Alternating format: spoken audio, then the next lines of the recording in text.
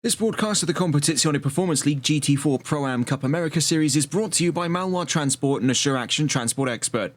For oversized cargo and trucking logistics specialists of Quebec, visit www.malwar-transport.ca. And for an expert and professional trucking insurance firm specializing in property and casualty insurance solutions for freight across Quebec, Canada and the United States, visit www.transportexpert.com. Good evening, ladies and gents, and welcome back to TRTM for tonight's coverage of Round 4 of Season 2 of the Competizione Performance League GT4 Pro-Am Cup America Series.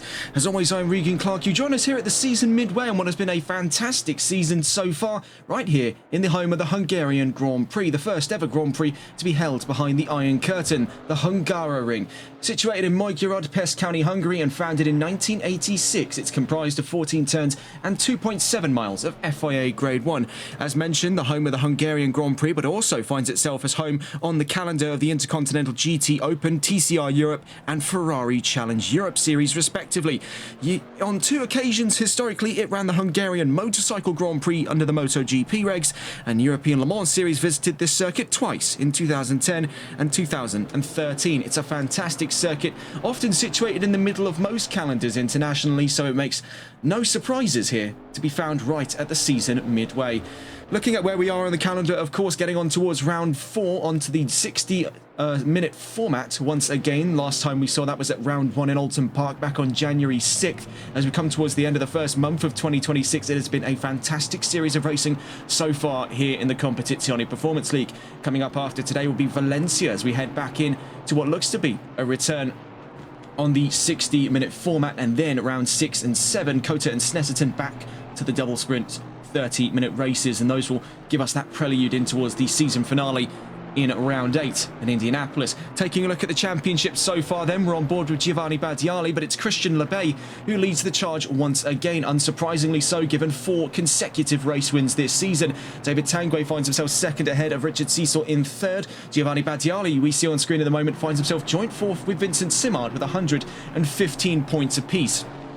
George Todd in 6th place, ahead of Wright in 7th. Those two separated by only 5 points between each other. A joint 8th position at the moment between Clinton Bourne and Byron Forrest with 101 points. To round out the top 10 then, we find Graham Green with 93 points, separate from that joint 8th by only a factor of 8 points.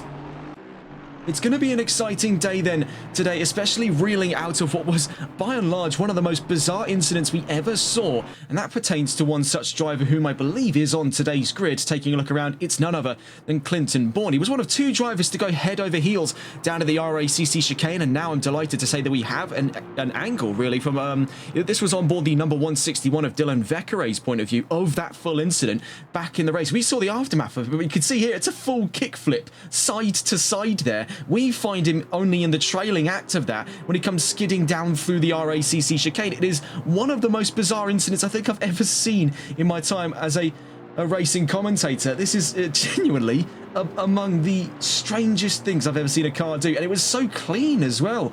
And moreover, we saw later on, it was I believe Vincent Simard went up on 2 wheels at the same spot, but unlike Clinton Bourne, didn't catch the sausage curbs and pull off one hell of a trick there. Nonetheless, he'll be hoping not to repeat the incidents of last week in what was a fantastic set of double races in Barcelona. Looking out on track at the moment, we see David Tanguay currently out on track. Last lap was a 1:53.205. Obviously an out lap. He finds himself on the tracks to put in his first times of free practice. Taking a look, of course, into the session itinerary, you'll find that we're back onto the 60-minute format. That brings about 20 minutes of qualifying instead of the usual double 10 minutes we've been seeing in Barcelona these last few weeks. And we'll be heading back onto 60 minutes of racing and the reintroduction of the mandatory pit stop for both fuel and tyres. A lot of new names joining us in this round as well. Taking a look around the field, one such name that strikes us as quite a surprise to see him on this grid, of course, you can see there the number 91, Ivan Sanchez, a driver who one of the star parts of the Holkianos Motorsports team. Now, we saw them make their endurance debut over on the most recent round, just having been run of the NLRL Console Endurance Series. We saw them make their debut at the 3 Hours of Imola now. So it seems they're making their GT4 debut on screen here in the Competizione Performance League. One definite great series to make a first appearance on. We've seen Sanchez to be a great talent throughout the NLRL Sunday League and now most recently in their opening performance as an endurance race team in the Console Endurance Series. Now we'll get to see what he can do by his lonesome in that number 91 McLaren. That finally gives a little extra space to the McLaren lineup. So far this season has been comprised of Timo de Tosto, and normally we find on this grid as well would have been Julio Bahena.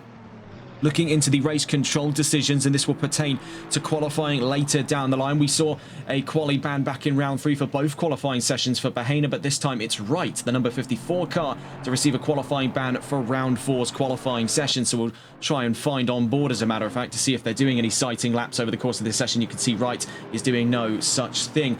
Having just burnt through 7 minutes of the opening free practice session before we get on to 20 minutes of qualifying, let's take a look into the balance of performance statistics. We're on board with the one who went head over heels last week. That's Clinton Bourne in the number 6. Taking a look then into balance of performance coming into today, it's a law of extremes here in Hungary with Aston Martin, McLaren and Chevrolet, the talking points of today's grid. Aston Martin losing a whopping 35 kilos, McLaren losing 21 and Chevrolet, the dominant manufacturer of this season, currently having racked up 3 1, 2, 3, 4, 5 finishes, if you can believe that or not, will find themselves with even more benefit coming into the season midway with 18 kilos shed away from the 6th generation Camaro.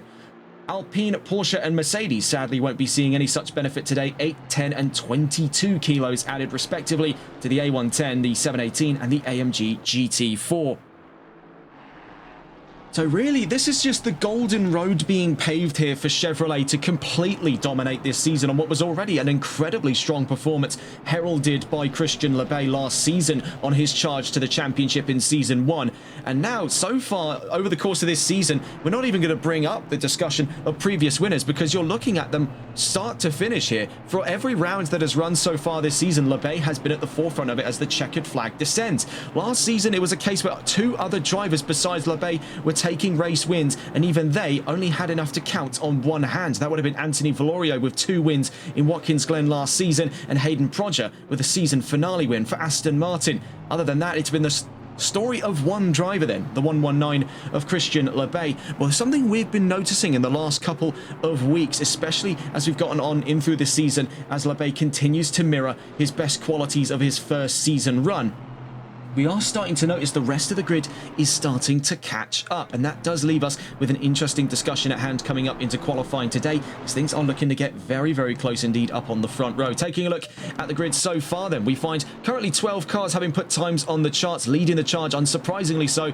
is a Chevrolet, that being Christian Lebay, and it's a Chevy 1, 2, 3 at the moment with David Tanguay and Giovanni Badiali second and third place. Dylan Vecchiere was one driver on our radar last round. We saw in the second of 2 races at Barcelona, this one was able to fend off an entire swarm of drivers biting at his heels down through the third and final sector in Barcelona to take home a top 10 finish. And now we see Vecchiere gunning for the top 5. This could make for a very curious performance here. Aston Martin has been routinely in the runnings to be that second in command of manufacturer dominance on this field. We saw quite a distinct story between the spread of the Chevrolets and the spread of the Aston Martins on Barcelona's grid last week. We also see still poking through the Mercedes of Kevin Quain in spite of their heavy ballast added on under balance of performance regulations. They find themselves 5th place at the moment. We saw most recently a move up a peg there. That was for Timo de Tosto, now up and ahead of a brand new driver to this grid, Brandon Carr, in the 888 Mercedes AMG.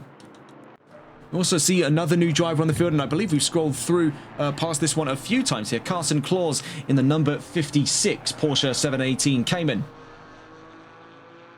We also see a returning name to the grid, or at least we did over the course of testing, as we did see a limited appearance at that by Carl David Bourdreau. We saw him a few times last season, and we saw him on a few occasions throughout the Jaguar GT3 Revival Series, also available here on TRTN via the TRTN YouTube channel. See here with Carson Claus out through the run of, looking at it here, this is the final corner, turn 14 on track. Down towards the line then, Claus in the 56 car. What can he do? I believe this could have been a sighting lap for him there. Doesn't put a time on the chart, so the 56 has one more opportunity, and that'll be among several. About 9 minutes of free practice left to go. Also see out in the opening to middle sector now, we see here, this is George Todd, the number 12. We saw him change up the livery a few rounds ago, and it has been quite a striking appearance on today's grid for the number 12, still as one of the prettiest cars of this lineup. I would definitely say it's a hard bargain to play for here. A lot of these drivers have brought their A game when it comes to the design of these vehicles. And of course, looking fast is just as good as being fast. I mean, just ask Aston Martin, and most recently ran the Daytona 24 Hours. They'll tell you all do the same. You see here in the top 5 then Quain, Vecre, Badiali, Tanguay, and Christian Lebay. Richard Cecil for Aston Martin, 6th fastest. Byron Forrest in 7th, currently in the pit lane. And it's been a confusing one for Forrest. Of course, it was one of the more hyped up entrances of Season 2. We saw that he'd been moving away from Porsche. We even had the pleasure of speaking with Forrest about that decision.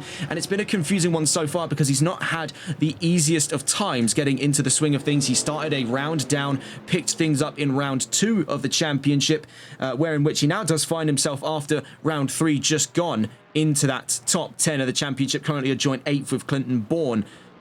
Actually, no, he did enter in the first round. Sorry, I had him mixed up with another driver there in our standings. But no, he did start things off, but it wasn't to the greatest of results. 20th place for the American in the number 824. Then 5th place, so redeeming qualities in the first of 2 races having been ran at round 2. But then down to 23rd, a huge mixed bag in that second round. Round 3 is where we started to see that textbook Byron Forrest performance. It was consistency across the board there. 2 6th place finishes for the Aston Martin. Good points on the table, and that's ultimately what's got him up into the top 10, and that's ultimately what could see him up even more positions by the end of this season. But Giovanni Badiali, it's a curious one because he actually missed out, of course, on last round just gone. So for the Italian in the 111, making his way down towards the line here from 3rd on the field, he's got the chances to pick up the pieces, having fallen down a peg to 4th place in the championship, out past Richard Cecil. Currently spearheads Aston Martin's approach to the top 5, 3rd of what is currently an all Chevrolet top 5 without him.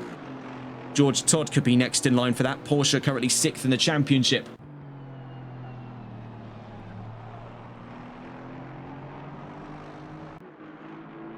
We see coming actually down towards the line here, the number 120, Vincent Simard, who, like Clinton Bourne last round, was one such driver to be nearly head over heels. Now, while he may have not pulled off as flamboyant a trick as we saw from the number 6, he has pulled off a very solid practice time here, 3rd fastest to complete that holy, quinternity, isn't it, for 5 of something instead of a trinity, quadernity, quinternity, something along those lines. The holy top 5, let's say it, and it's all Chevrolets all around. It's going to come to a point, I imagine, in the near future, perhaps even Season 3, coming up later on down the line with any hopes here for Competizione Performance League, that you're going to effectively end up seeing, by the end of 2026, something eerily reminiscent of, I would say, probably the V8 Supercars series. It's just all V8s here. Temperatures looking stable as well, 24 on track and roughly about 18 to 19 degrees on ambient, so actually rather warm and cheery weather here in Pest County, Hungary. Normally a track that we've seen laden with rain in its many appearances as the Hungarian Grand Prix in the world of Formula One.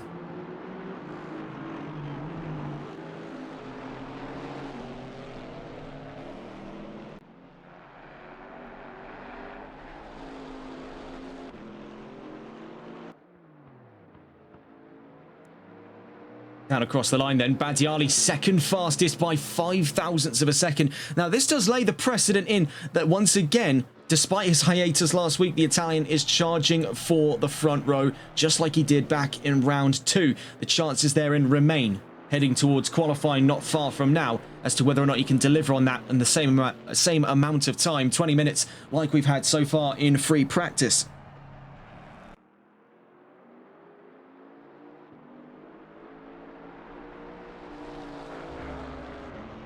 Coming towards the line then, we see the number 12, George Todd, 6th in the championship at the moment, spearheading Porsche's approach toward the top 5. Finds themselves just outside of that, but into the top 10 over the course of that last lap. Up to 10th place goes the number 12. Currently, we're seeing here a clear divide being drawn over the course of free practice. Now, we must consider as well, free practice is only the prelude to the main action of the event. A lot of these drivers are going to be simulating race conditions, trying to adjust the setup on the car to best suit their driving requirements. That's always been the case in free practice. That's the whole nature of practice. You're practicing for the road ahead. Very few in this trade at least continue to treat that as an extended qualifying session, though often we see drivers split that down the middle so that they can at least practice on full load fuel and then have a few practice runs of a full qualifying trim before we get into the conditions at hand. The reason why drivers have started backing away from that is pretty simple. Not always are you going to find yourselves with the same conditions heading into qualifying as you have in free practice. Changeable weather conditions have definitely made that a possibility. Whether or not we'll be seeing any of that today here in the Hungaroring remains another question entirely. At the moment, we just saw the front row be extended away from Badiali by upwards of 205 thousandths. That was by Christian Lebay onto the new fastest time. But there, Badiali goes fastest by just shy of a tenth. A 152.131 for the 111. Up to the fastest time now. Badiali could be within a chance on performance like this later down the road at hunting down pole position off of what has been so far a stonewall defense of the front row by Christian Lebay week in and week out. Mirroring the best qualities of his Season 1 performance, he's looking here in his championship defense of the Competizione Performance League GT4 Pro-Am Cup America Series title of a very, very strong performance indeed.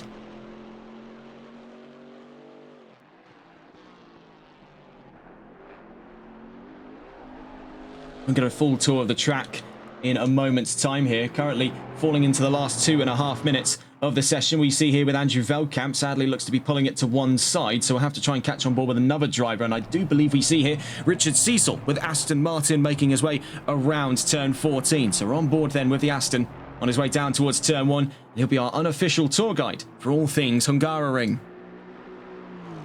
So on the charge down towards turn 1, an area that was not long ago remodeled into the much sharper parabolic open hairpin right that we see today. We see this to be a real fracture point in the race start, as we saw actually one great example back in the 2021 Hungarian Grand Prix. It was a huge calamity down in that area, out through turn 1, in towards turn 2 then, and it's two major overtaking opportunities right off the bat. It's what makes this track a very uniquely chaotic blend into the championship mix. In through turn 3 then, that sharp right-hander, you really do have to give it the full Sterling Moss to get the most out of that. Out through sector 1 into sector 2, this uphill blind left-hander here at turn 4. Very precarious sector of the track. Not a lot of drivers are huge fans of it. Brings us on the charge in towards turn 5. We see there Richard Cecil pulling things to one side. So I have to catch on board with a driver just out of that section. Chili Peppers with Aston Martin on his way now down through turn 6 and 7. This very tight chicane here brings us onto an area that some Formula 1 drivers have described as almost being go-kart-esque in its winding nature. Somewhat of a roller coaster. On his way down through 8, 9, now through turn 10. On board with Chili Peppers. Transition from one Aston Martin to the other, the number 5 now to the number 24. Out through turn 11. Down towards turn 12. Another major overtaking opportunity here for those who dare try it. Very sharp right-hander. If you can wedge your way up the inside, not an awful lot one can do from around the outside. And same story here followed up into turn 13 and 14. These two open hairpins running in parallel to one another. One hooks it round to the left, the other round to the right. In towards turn 14. Then we see here from Chili Peppers, 9th in the session so far. On his way down towards the line to start another run of flying laps. Down towards the line, out through turn 14 then. So a joint tour between two Aston Martins. Across the line then, onto a new flying lap goes Chili Peppers in the number 24. Scoping out the current scene from the front row, things have closed up massively in the trailing minutes of free practice. From what was nearly a tenth of a second, now drops to just under 5 thousandths, actually. 4 thousandths of a second divide Badiali from Lebay at the front row. These two having massively distanced themselves from the rest of the ranks at Chevrolet, up by half a second clear of Tanguay, Simard, or Bourne for that matter. Dylan Vekere just outside of the top 5 then for Aston Martin at the end of free practice. Does leave very hopeful signs here for that number 161. We saw a great performance out of him in Barcelona, namely in that second race where we got to see a valiant defense of the last of those top 10 positions. A great fight to the line for the 161 among several other drivers to the checkered flag last week. We'll see what he can do, though, on what looks to be a much more optimistic sign for Aston Martin coming into today. Badiali across the line then a moment ago, 152.131, the fastest time of free practice. But we're on to the charge of the main event here. Qualifying coming up in just a moment's time. As mentioned on the session itinerary, just to bring that back up, we're looking at 20 minutes of qualifying before an hour of racing with one mandatory pit stop, and that being for fuel and tyres. Across the line a moment ago. Appeared as a blur there. The 707, Stephen Black, 16th fastest. Number 12 and the number, looking at it there, the number 888, that's Brandon Carr, pulling it to one side. So the number 24 is nearest to the line, and we saw just over the course of their, what was effectively their sighting lap in the second half of things there for Chili Peppers, makes his way down through turn 14 from 8th on the field. One of 3 Aston Martins just outside of the top 5 there in a row. We'll see where they ranked up over the course of this qualifying session. 20 minutes and the qualifying session is underway. Just taking a look back into the end of free practice, and we saw there for Chili Peppers, he remained inside of that top 10 and sadly couldn't find a wedge up through. So you see first out onto the field then, Carson Claus in the number 56. He's trailed by the 824 of Byron Forrest. Then behind them, Richard Cecil and Giovanni Battiali. Taking a look at the qualifying predictions then for today here in round 4 of the championship shows a much similar story to what we've seen in the last couple of weeks. LeBay up on the front row, first place with a 152.170. We see by less than half a second away. Clinton Bourne on the front row alongside him in second place. David Tanguay makes third with Wright predicted at 4th, but you'll note as well the race control decision means that the 54 will sit out this qualifying session, and where he could have qualified 4th will be a time he'll have to pick up another day. So he would have found himself 4th. That's going to promote Richard Cecil up to 4th place, Chili Peppers up to 5th, and so on and so forth. Quain up from 7th to 6th, Potvin up from 8th to 7th, Forrest up from 9th to 8th, and Carr up from 10th to 9th.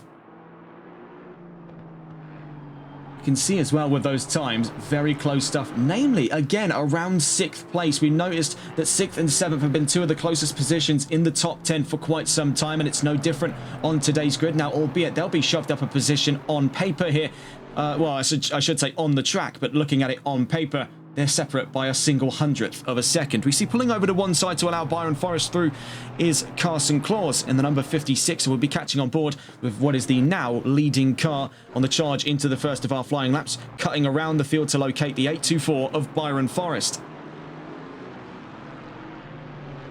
We saw him pick up the pieces of what was a less than ideal first 2 performances. One that was waylaid by poor results in the second half of round 2, but one that picked up on very solid and consistent middle of the top 10 results in round 3. On board with Byron Forrest, what can he do in a situation like this?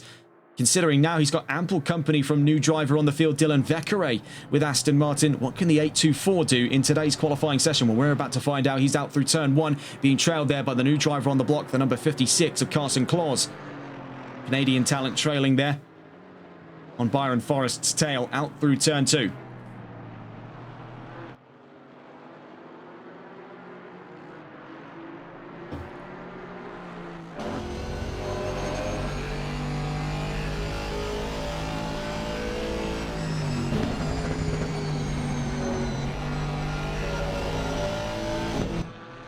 So in through to turn 5. Now this was an area of the track where we were struggling to cover because we lost contact with our original tour guide. That was the number 5. So we see here from on board the 824 down through just how tight this section is here, turn 6 and 7. Now, not impossible for drivers to suggest side-by-side fighting through there, but in the same way that it is not theoretically impossible to fit a camel through the eye of a needle. Wouldn't end up particularly nicely in the end. Out through turn 10, in through turn 11. Great start to things by Forrest. It's getting a little bit liberal with the track limits just on the exit of sector 2. We'll see whether or not that warrants a invalidation. Same story there at turn 12. Now on the run through turn 13 and 14. Seems that in spite of their heavyweight reduction under balance of performance today, one of Aston Martin's major criticisms has been understeer. You see at the moment, Forrest still sort of sawing for grip there on the steering, making his way through turn 14 down towards the line. Then our benchmark time to arrive here from the 824. Across the line he goes, 153.765 across the line, and off by just under a second was Claus, but Battiali up to the fastest, then LeBay by just under half a second. From behind them we see to the line the number 5 and the number 12, and that brings Richard Cecil to 3rd. Number 12 behind them, George Todd, sadly couldn't put a time on the charts just yet. The number 747 across the line a moment ago. Graham Green, 5th fastest from behind them. Ivan Sanchez of Holkianos Motorsports, 6th fastest in the session so far. Could that be down to 7th with the Chevrolets looming in the background? The 616 Mercedes of Veldkamp was momentarily 9th fastest, but across the line from behind them a moment ago went up into 10th place there, and they have been forced down a wedge. That was Didier Potvin of Aston Martin, now down to 11th, and we only see that list, I should say, continuing to grow. Tanguay now intercepts the front row of Badiali and Lebay to put himself 2nd fastest. Meanwhile, we see on screen at the moment Timo de Tosto into the top 5 and ahead of Kevin Quain, also into the top 5. Learning through the first 5 minutes of the session so far, things have already been rather eventful here in the Hungaroring. We were trying to catch on board with them just before they got to the line. Sadly, just a little too quick for our liking. And off by only 3 thousandths to Graham Green. Chili Peppers, 9th fastest, within a shot of 8th place. Number 161 across the line a moment ago. That was Dylan Vekere. We're still looking forward to seeing what he can do over the course of this session. Of course, we saw in free practice was definitely on the runs to be the fastest of the Aston Martins, looking in and around that middle of the top 10. With any chances for it today, let's see if the 161 can deliver on that. We'll catch them towards the end of their flying lap, but at the moment, we're back on board with the leading pack here. We saw in the background, claws side by side at this time, with Badiali on board with Forrest from 7th on the field then. Started things off on a solid note. Let's see what he can do. He's only 400ths away from the nearest position, and he goes up to 4th fastest. Badiali in pursuits there from 3rd on the field. Does open up a bit of a gap there, but Lebay slams that shut. 152.075. So any suggestion here that Lebay could have been caught, starting to be swept swiftly under the rug. Not far from the line as well, we see is Tanguay. We're going to try and catch on board, though, with Dylan Vekere, and we see they're still in the middle sector, so it seems rather fitting we get on board. Simard across the line now, having forced a wedge down from Badiali. We'll see what the rebuttal is from Tanguay here, knowing that his position is not far from being compromised, just about 102 thousandths in between himself and Vincent Simard. Down towards the line then, Tanguay, and he does close the gap in, but not enough for position. 117 thousandths away at this time. We see in towards turn 13, just up the road from them, set to put times on the chart there. The 707, the 6, the 24, but we see pulling to one side there. Looked to have been, I believe that to be Didier Potvin's car, the number 35. So we see here with Dylan Vekere, out through turn 14 we go. Onto his first flying lap of the day. What can he do with 13 minutes against the clock? To the line he goes, and 7th fastest. Middle of the road there for the Astons, but into the top 10 nonetheless. He finds himself tucked in behind by 3 thousandths to Byron Forrest. Currently leading the charge for Aston Martin in 6th place. Richard Cecil in 8th, still to make 3 Astons in a row. And much like we saw over the course of free practice, 1 Aston separate from the pack there of what could have been 4 in a row, courtesy of a McLaren. Timo de Tosto currently 9th in the session, and separate from the rest of the field ahead of him by just under, looking at it there, 0.4 of a second. That's 240 thousandths he's looking at the moment.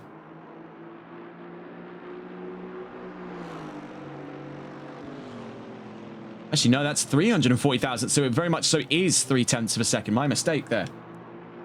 Number 12 coming to the line. George Todd from 10th on the field stays there. And actually, I believe this was an advance up into 10th momentarily, but that's been waylaid by the arrival of Graham Green. Yet another Chevrolet into the top 10. We see behind them the number 91, Ivan Sanchez, in 14th at this time. And behind them, the 120, Vincent Simard, struggling to retake the podium there. Finds himself on the 2nd row. Badiali having since overtaken him in today's qualifying session. The front row still divided by just over 0.1 of a second. So currently no dice on that situation. Lebay and Tanguay both still fighting for that one. Tanguay currently in the pit lane. Lebay still out on track. So with any chances here of an extension over what has currently been biblically fast times, 152.075 by Lebay. Just to bring back up that topic of the qualifying predictions, this is gunning faster than what even the data would have had us believe coming into today by nearly a whole 1/10 of a second. Shattering expectations there. I mean, this does give a bit of a sort of the same vibes as when Lewis Hamilton was able to beat the computer's best time, or best theoretical time, in Singapore quite a few years ago now in Formula 1. It's giving a lot of the same vibe off as that down here in GT4. To the line comes the 39 and the 23. So we see across the line there, Christophe Dupois, followed by Carl David Bourdreau. So we were hoping to see him in this session, and there we do see the return of Carl David Bourdreau, a driver we've seen on a few occasions here on the Competizione Performance League over the course of the last couple of seasons, both GT4 and Jaguar GT3 respectively. The 824 was across the line from behind them a moment ago. Byron Forrest advances to the top 5. This is making a very curious sight here. As could it be the case where Chevrolet is starting to receive more and more grief from their fellow manufacturer? Now, bear in mind, they still hold on to what is a very comfortable 1, 2, 3, 4. They've locked out the first 2 rows of this grid if they're to hold on to these positions within the next 10 minutes or so. But we can start to see, especially from Aston Martin and Mercedes, these have been the 2 primary manufacturers to come and challenge Chevrolet at their own game here. We are starting to see more and more of a push as the weeks go on in this series. Tanguay off by 117 thousandths, but it's Badiali now up past him to second place and within half of that time. 707 coming to the line just a moment from now. That's Stephen Black on his trail at the moment. The number 24, Aston Martin of Chili Peppers, currently 10th on the field. Stephen Black to the line from 17th, stays there. As for Chili Peppers, across the line from 10th place on the field, needed half a tenth of a second over Timo de Tosto to return to his fellow Aston Martins and couldn't find it over the course of that last lap. From behind them there, we see that's Didier Potvin, now currently 15th in this session. Number 30 coming to the line a moment from now. We'll see if we can catch on with them. Across the line a moment ago, still struggling to find the number 30 for whatever reason here, and it was David Tanguay, third fastest. Number 607 coming to the line, Kevin Quain with Mercedes AMG, currently the fastest of any of the Mercedes cars on today's grid, in spite of their BOP changes. Across the line he goes, stays in 6th place. Number 23 from behind them a moment ago, and across the line. And that was Carl David Bourdreau onto another flying lap. 8.5 minutes left to go then here in qualifying for round 4 of the championship. George Todd down towards the line, out through turn 14. A bit of a jitter there for the number 12. And across the line he goes, sadly, to what looks to be no move of position for the Porsche at this time. Still 11th and just tantalizingly close to a top 10 appearance in today's grid. Quite a few cars coming into the grid here. We see coming down towards the line though, number 56, not 56, 0.56, 0.056, I should say, from the line, the number 111. Where on earth were we trailing off to with that line of thought? We see across the line from behind them a moment ago. Now McLaren makes the top 5, courtesy of the 58 of Timo de Tosto. The number 6 says no thank you. If you thought there was any chance that you'd see the top 5 and not be a Chevrolet, you are dead wrong. Clinton Bourne, 5th fastest. I was about to say, it's been suspiciously long since we've seen any times here from Bourne. He was predicted at the front row, and right now we see that spot being taken up by Giovanni Badiali. Question remains then for the number 6 at this time. Are the chances still there to see him up into the top 3, let alone onto the front row, given how competitive the performance across the board has been between Labay and Badiali, currently 1st and 2nd, and that gap having most recently just opened up to a 1:52.035 as we drop in to the last 7 minutes of quali. 56 coming to the line. You see this is Carson Claus. New driver on the field, inside of the top 15s, looking for a solid start so far. Not too far off a shout of Graham Green in 13th place. And then by proxy to George Todd in 12th. It goes to show just how fine the margins are on this grid here, where so many positions can be gained or lost in a factor of only a couple tenths of a second. Number 111, not far from the line here, out through turn 13 on the charge towards turn 14. Behind them, the number, looking at it there, the 58, so that's Timo de Tosto with McLaren.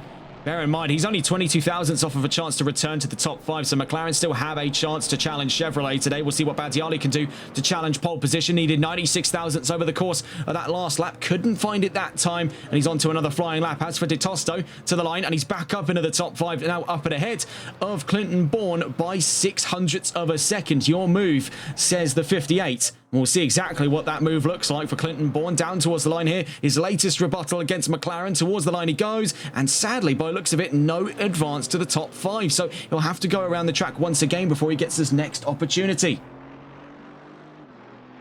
long drawn-out game of chess here between McLaren and Chevrolet at the back of that top 5. Now, I want to point this out as well. He is within, looking at the charts here, 15 thousandths of a second of being on the second row. So Timo de Tosto, a driver who has had almost comedically bad luck over the course of the last 2 weeks, may have a very good chance in today's qualifying session to see that top 4, and moreover to see that second row to start right behind the front row. And at this time, if he could make the top 4, he'd be trailing on the back end of Giovanni Battiali. A driver who is definitely looking to get his elbows out, given how close he's been on pace right now to Christian Lebay as we head down in towards turn 1. Those two still separated by just under a tenth of a second into the last 5 minutes of the session. The number 56 a moment ago crossed the line, and we'll see what time they put in on the charts there. The 56, or was it perhaps? Yes, it was the 56. And that was Carson Claus. Still within the top 15 there. Now finds himself up the road from Ivan Sanchez, but still tantalizingly close to an opportunity to attack for the top 13 or so positions there. Graham Green next in his iron sights.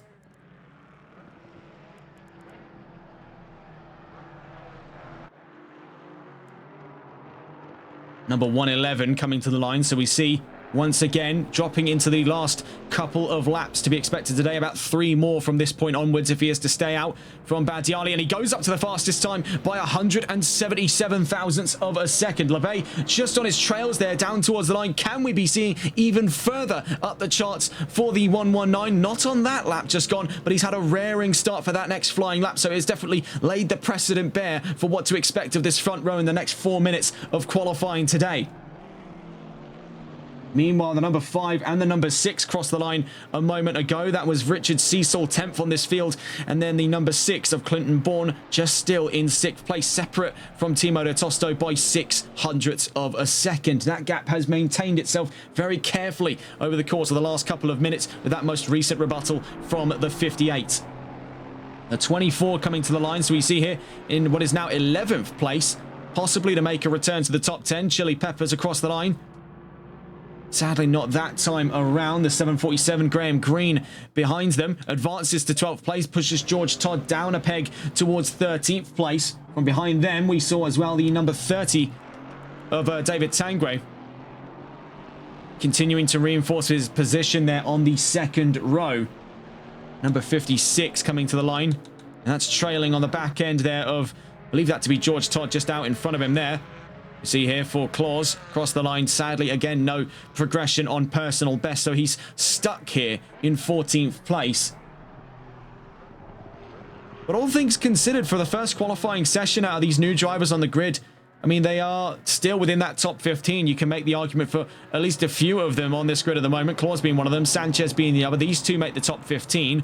As for the ones outside of it, we have Carl David Bourdreau still struggling to actually lay the time on the charts here. So Lord knows what's going on for the 23 Chevrolet at this time. We see here for Brandon Carr on his first appearance in this series, that 888 Mercedes. Of course, very few surprises that Mercedes were going to be struggling. He's one of 4 Mercs just outside of the top 15. Looking at that balance of performance, it really doesn't take a genius to put 2 and 2 together as to why they've been struggling so much. This has possibly been a real baptism by fire for the 888 among several Mercedes on this grid, especially given this is a very corner-intensive track. Maneuverability and agility are strong points in any vehicle setup, and with 22 kilos added on top, they're not going to be having any favours had for them over the course of today's qualifying session. Nonetheless, he's still within a chances here, about 0.3 of a second or less away from Andrew Veldkamp in 17th, so all is not yet lost. Looking back at that front row, Lebay currently out on track. Just up the road from him then, Giovanni Battiali. These two have been absolutely flat out here. Maximum intensity between the two Chevys at the front of the field on what is currently a front and second row lockout at this time for Chevrolet. 1 minute 20 left to go. We're coming up on the final laps coming of this qualifying session. See, having pulled to one side there, that looked to be, yes, the 39 Christophe Dupois with Mercedes AMG. We see here with George Todd just coming down towards the line, so he's on to his last flying lap here if he is to stay out. The number 12 across the line and stays 13th in this session. The 888 coming to the line. We discussed him a moment ago. Almost said Bruno Carr, different B car. No, this is Brandon Carr down towards the line. 616 trailing another car on his way to the line. We saw that was Carl David Bourdreau finally onto the charts here to disrupt Mercedes just outside of the top 15. Forces 3 of them down an extra position, putting himself in 18th. Andrew Veldkamp spared, I should say, of the wrath of that 23 in his better late than never qualifying performance. The 119 coming to the line needs 177 thousandths in this penultimate flying lap. Can he do it over the course of this lap? Not this time around, so it seems it's all or nothing in this final flying lap for Christian Lebay. Otherwise, it's set to fall into the hands here of Giovanni Battiali, who has re-entered after hiatus at round 3 with a vengeance in that 111 Chevrolet. Number 6 across the line a moment ago, couldn't find an advance over Timo de Tosto, but much like we saw for Lebay, they've got one more chance here, all or nothing for a top 5 appearance to lock out the top 5 for Chevrolet, or could they be starting second fiddle of that third row alongside McLaren's Timo de Tosto? Only time will tell. We'll find out not far from this point. The 24 coming to the line then from looks of it here, trying to catch on board with Chili Peppers on their final flying lap. Needs a couple tenths of a second to re-enter the top 10. Sadly, this time, could not find the time necessary. The 747 peels into the pit lane. Graham Green, 11th, just outside of the top 10.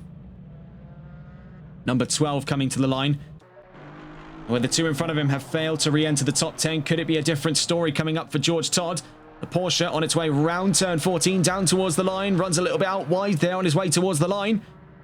And as he crosses the line, same story, 3 on the trot there of cars struggling to re-enter the top 10. Coming to the line, the 888 on the back end of his first qualifying session of the Pro-Am Cup America Series here on Competizione Performance League. It's up to 17th and a great turnaround as predicted there for Brandon Carr with Mercedes-AMG up the road from his fellow Mercedes Andrew Veldkamp. That's a great turnaround at the end of his first qualifying session. Coming to the line then, we are about to see by looks of it here, the 35, Didier Potvin from 16th. From behind them, we see McLaren coming to the line. Timo de Tosto, can he advance up past Simard? Bear in mind, that was only 5 thousandths between the pair. Not this time around. Can Lebay re-advance to pole? No. So it's Battiali from pole position in this session here at the season midway of Season 2. Are the cracks in what has been an impenetrable facade starting to show here for Christian Lebay, or is this just a flash in the pan for the 119 and race time will be where everything is decided? Well, a very exciting end to qualifying. Sadly, no news to discuss in terms of today's session or in terms of the automotive world. Of course, there have been the testing going on in Barcelona. Not much to report out of that in the world of Formula 1 until we have conclusive evidence of what exactly is going down. Of course, reveal set to come up later on into next month by looks of things, or later on in this month. I'm not actually sure when the Super Bowl is arriving, but rest assured, Cadillac will be revealing their car at the upcoming Super Bowl halftime show. Or so I'm told. Looking into the session itinerary before we get onto the grid here for round 4 of the championship, we've just come out of 20 minutes of what was a fantastic qualifying session and a great fight at the front there between Battiali and Lebay. Battiali ultimately taking pole position. We're on to 60 minutes of racing coming up with a mandatory pit stop involved for fuel and tyres. A lengthy pit stop here at the Hungaroring, running down that extensive opening straight.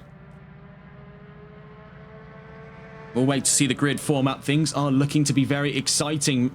Chevrolet could not secure another 1, 2, 3, 4, 5 start. McLaren penetrating the lines for a top 5 and onto the third row alongside Vincent Simard will be Timo de Tosto. Not Vincent Simard, it would be Clinton Bourne alongside Timo de Tosto. My mistake there. That's the second row, which is all Chevrolet material.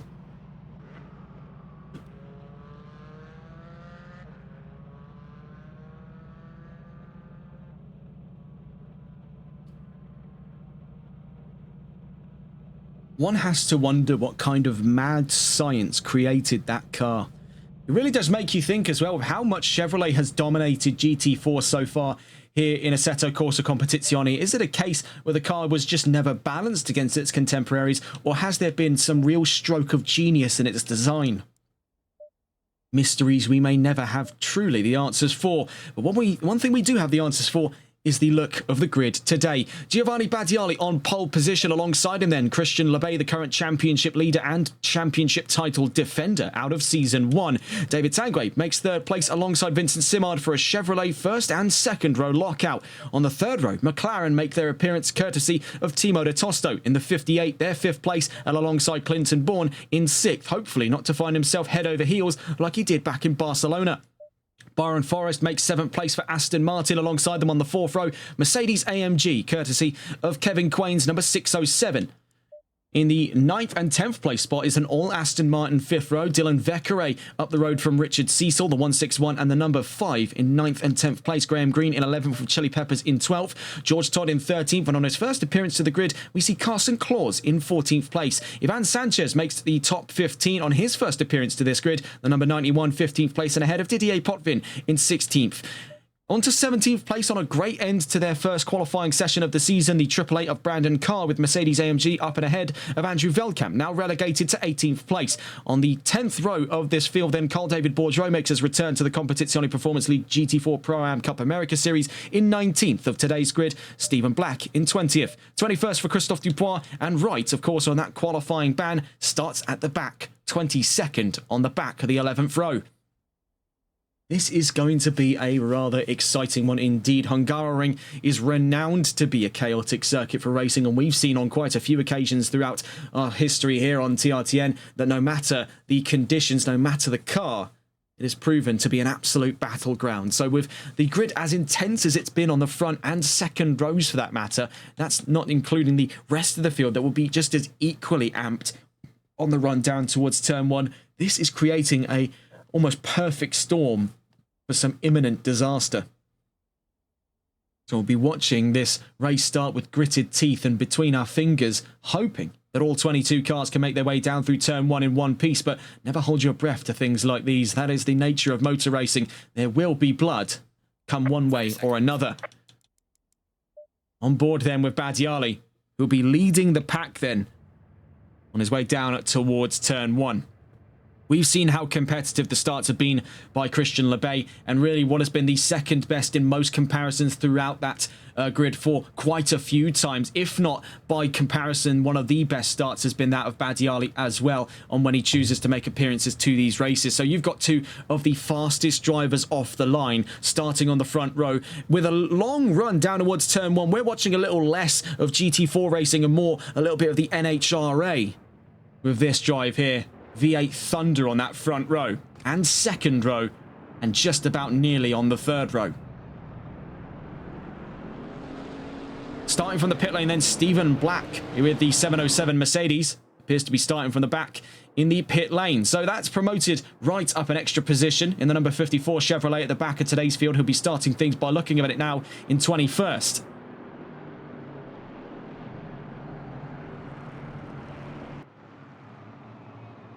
So looking around that field, we can see quite a few different Chevrolets in quite a few different places here. Graham Green just outside of the top 10. He's staring up the back end here of a row of Aston Martins just behind him. Just ahead of him, I should say, sorry. With an Aston Martin also just behind him, so not entirely wrong. The two Astons up in front of him, of course, Vekere and Cecil in 9th and 10th place. Behind him, Peppers in 12th.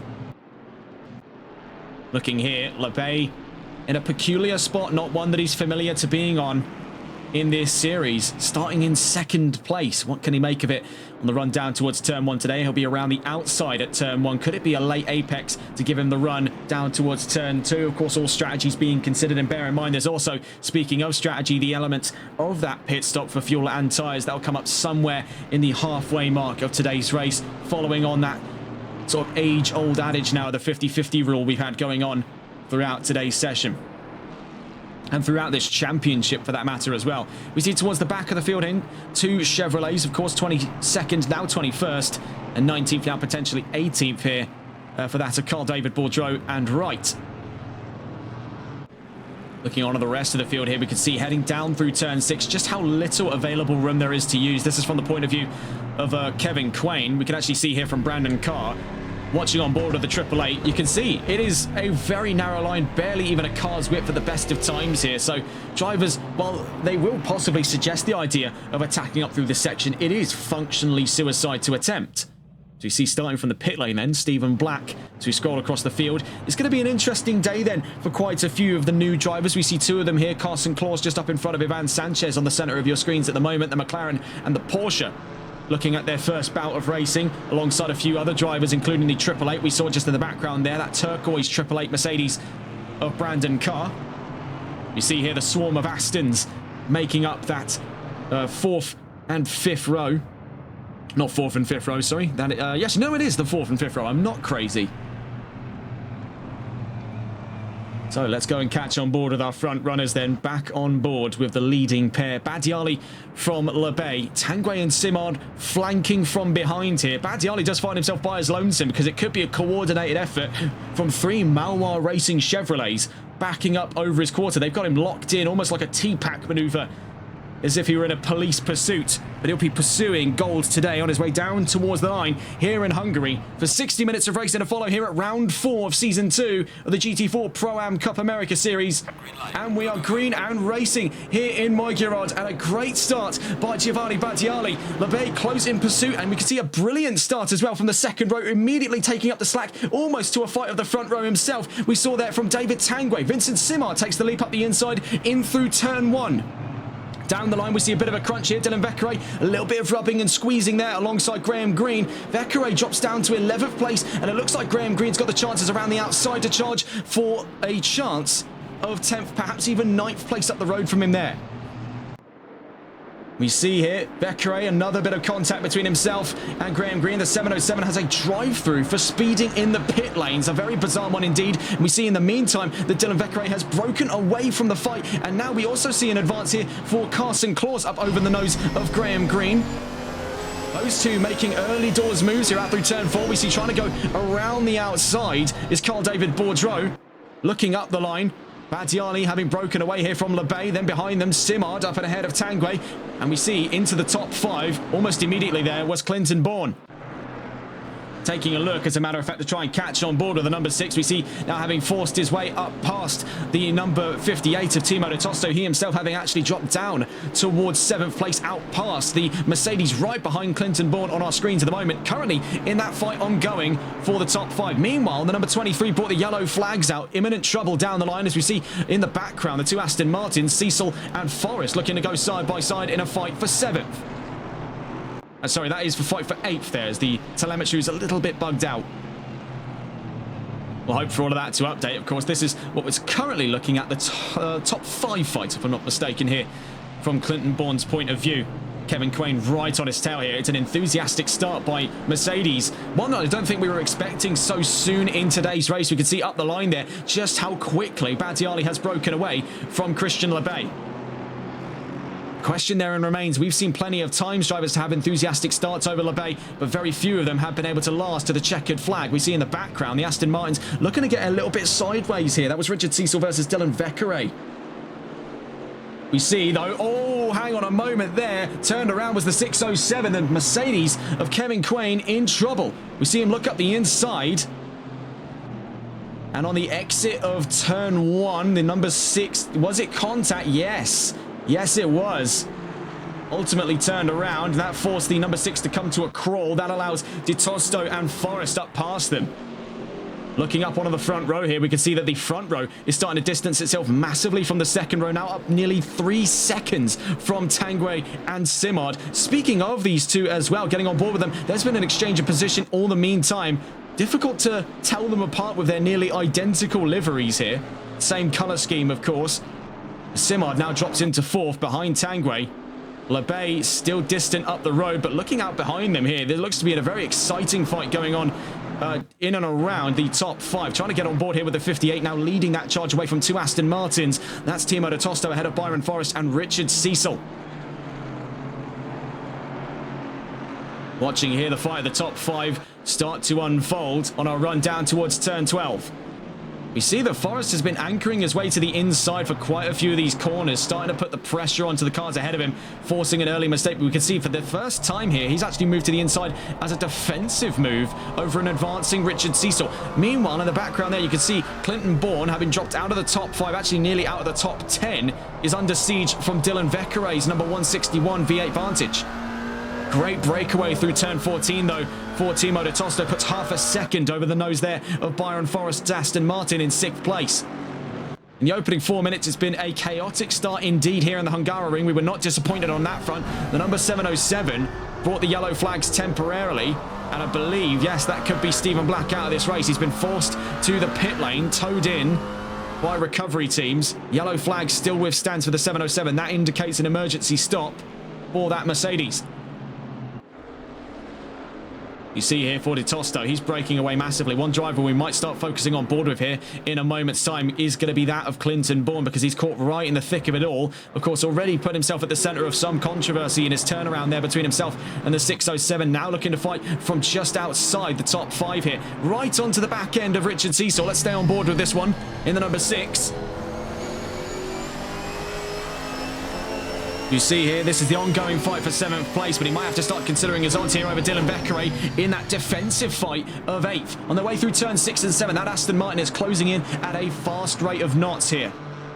And we see, having creeped his way into the top 10, that's George Todd, worming his way through in that ever so nimble Porsche 718, the number 12. Up into 10th. Behind them, we see Carson Claus, new driver on the field, within a shot here of the top 10. We saw very similar performances out of Dylan Beckeray last week in Barcelona. We see today he'll be starting off things on a higher note, already inside of the top 10, but fighting at this time for 8th place between himself and Clinton Bourne.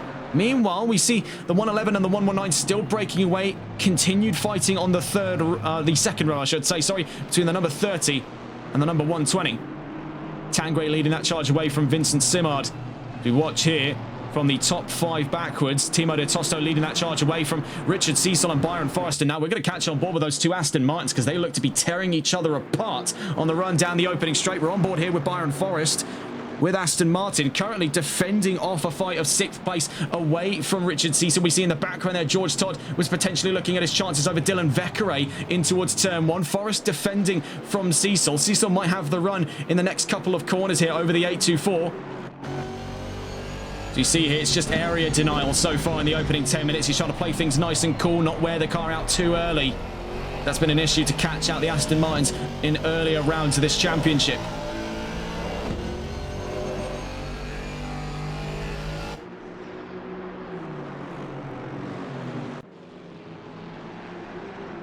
Up through turn 4, and it's a brilliant angle to see there from the drivers heading up through that blind uphill left-hander.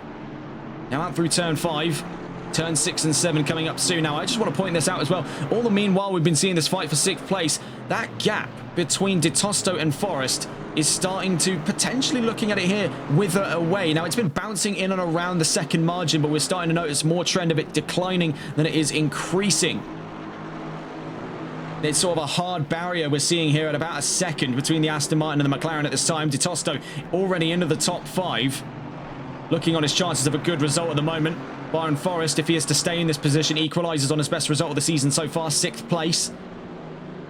But it has been a great redeeming drive here. It was a less than ideal start to the season. A mixture of results in the first 2 rounds, but the 3rd round gave us the prelude for what we're seeing today here. Consistency and reliable performances from the 824. Great defence so far from Byron Forrest. 0.3 of a second clear of Richard Cecil. Now, I want to go back on board just briefly here with the fight we saw from earlier on.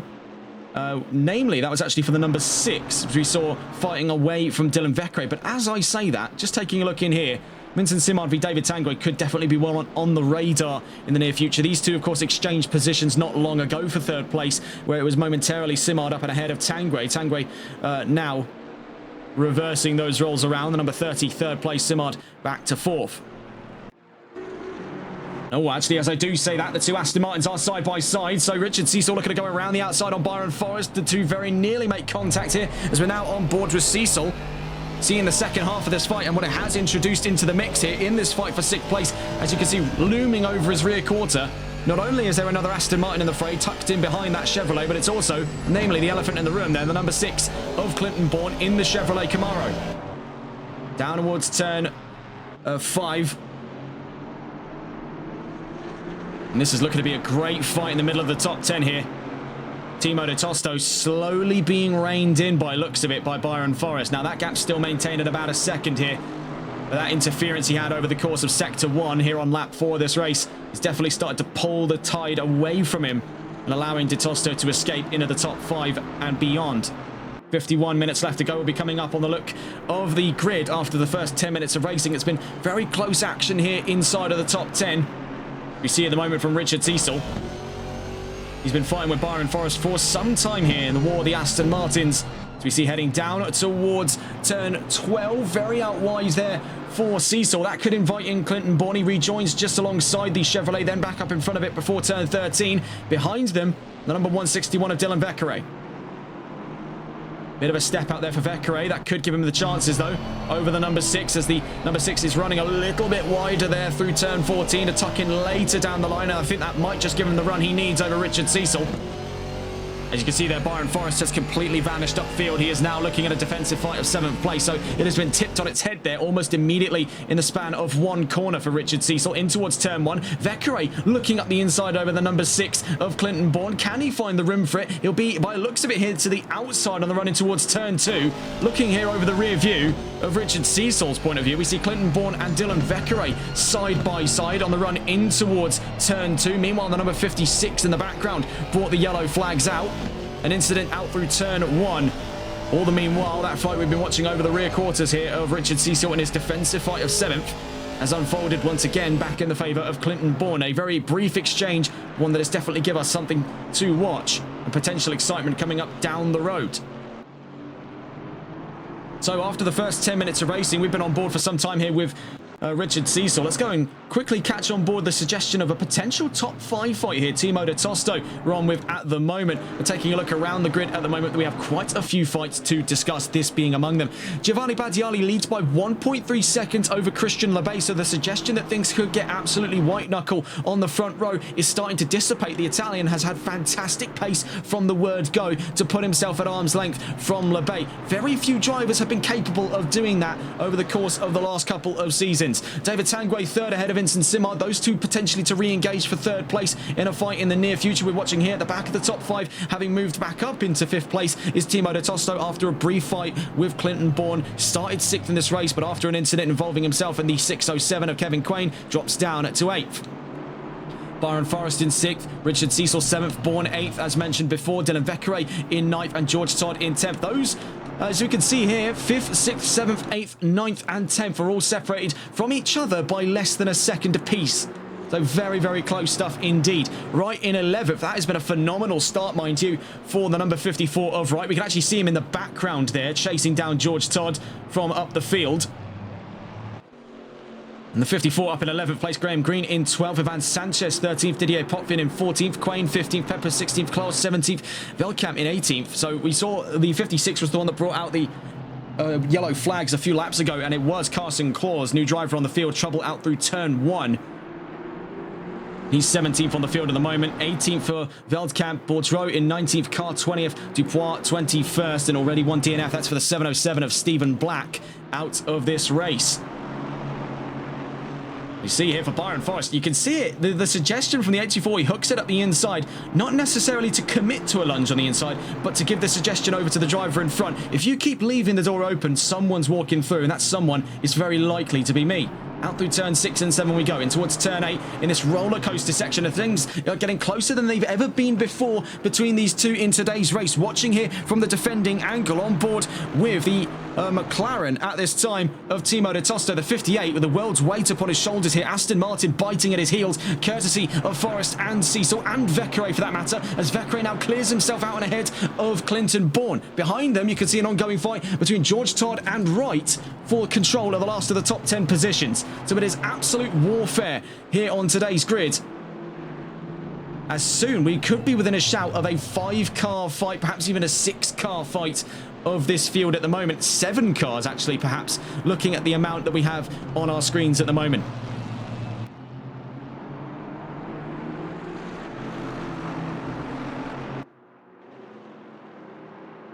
You see the charge down towards turn 1. Now, this isn't to overshadow what's going on further up the road, but there is a lot more action to be had here out past the top 4. We're seeing on today's grid, we see Dylan Vekere was suggesting a move up the inside in the same way that Byron Forrest was over Timo de Tosto. And in the case of the latter, it may be successful here in the attempts to go side by side with Timo de Tosto. Byron Forrest has got front to rear quarter, but on the run in towards turn 2, he's going to have to try something very brave here. Goes very late on the brakes. That could sell him short of the position he's been hunting down, as it does invite in his fellow Astons down towards turn 3. Very close action indeed. A huge bounce there on the suspension for the 58 McLaren. Looking out past them there, Richard Cecil side by side with Dylan Vekere on the run in towards turn 4. We see Byron Forrest runs all the way out wide, and that allows Richard Cecil to come up through into 6th place. Forrest drops down to 7th. Could it be down to 8th there as he runs out wide through turn 5? That allows Dylan Vekere up through. Meanwhile, Clinton Bourne drops down quite a few as we saw him step out massively with some oversteer on the exit of turn 5. Looking in here, that drops him onto the nose here of right. The 824 in imminent trouble. Yellow flags are out, and it's for Byron Forrest and Richard Cecil down through, and you wouldn't guess it here, the very corners we warned about so long ago. Could it be the case where these two have dared to try the impossible and hit the wall we were all talking about? After the first 15 minutes, this has been rather despondent news for Cecil and Forrest. They find themselves relegated of the top 10, one of which relegated from the top 15 in its entirety. We see in the time going on since that George Todd has been passed up for position by Wright, who now sizes up his chances over his fellow Chevrolet. Clinton Bourne up the next position ahead of him. See here for Tanguay v Simard, the considerations of that fight still rich in our minds. 0.6 of a second difference in the last lap alone on the front row here. Meanwhile, things are starting to close up just a little bit between LeBay and Badiali as we cross in past the first quarter hour of racing. We see here from the fight going on just a little further down the field. This is for currently 7th on this field today. You see Graham Green, because of that incident between the two Astons earlier on, now advances to the top 10. Is not too far away from these two on our screens at the moment. Soon to be these three, as a matter of fact. We see here George Todd, even in spite of having lost that position, is not running away from these Chevrolets at this time. He is still clinging very, very close to them. You see the 54 up off 2 wheels there. Dangerous game for Chevrolet, no doubt. On the run in towards turn 5. Or turn 4, I should say, then to turn 5. Number 824 and the number 5 into the pit lane at this time. That's Byron Forrest and Richard Cecil, the two Astons involved in the incident just a moment ago. That's the earliest pit stops I think we've seen here in today's race. We take a look up the order, and I don't believe my eyes, because we see here Dylan Vecchiere, not only has he taken the baton off of his two Aston Martins, he has more than definitely ran with it. We can see him pick up into a full sprint here, charging up to what could be very well for one of the new drivers of this grid for Season 2. A chance to go head-to-head with Timo de Tosto for the top 5 for Aston Martin. The Battle of Britain, then, ironically held here in Hungary.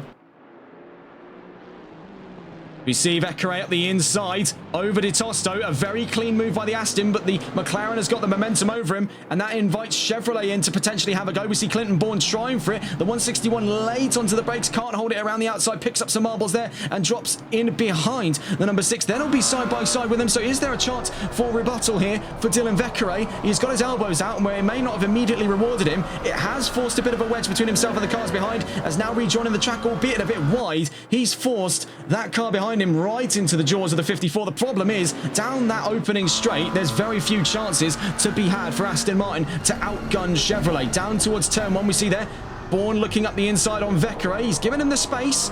He's been very liberal with it there. Oh, but it's contact, a little bit of contact. And ultimately, I don't think that can be attributed to any kind of malice. You can see there, he did give quite liberal amounts of space over to the Aston. I think it was just a little stab over the curb.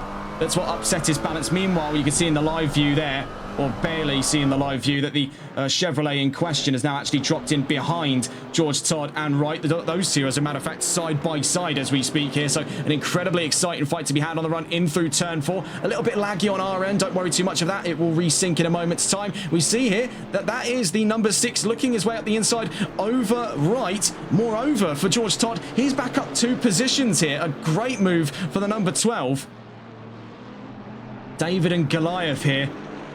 Porsche versus Chevrolet.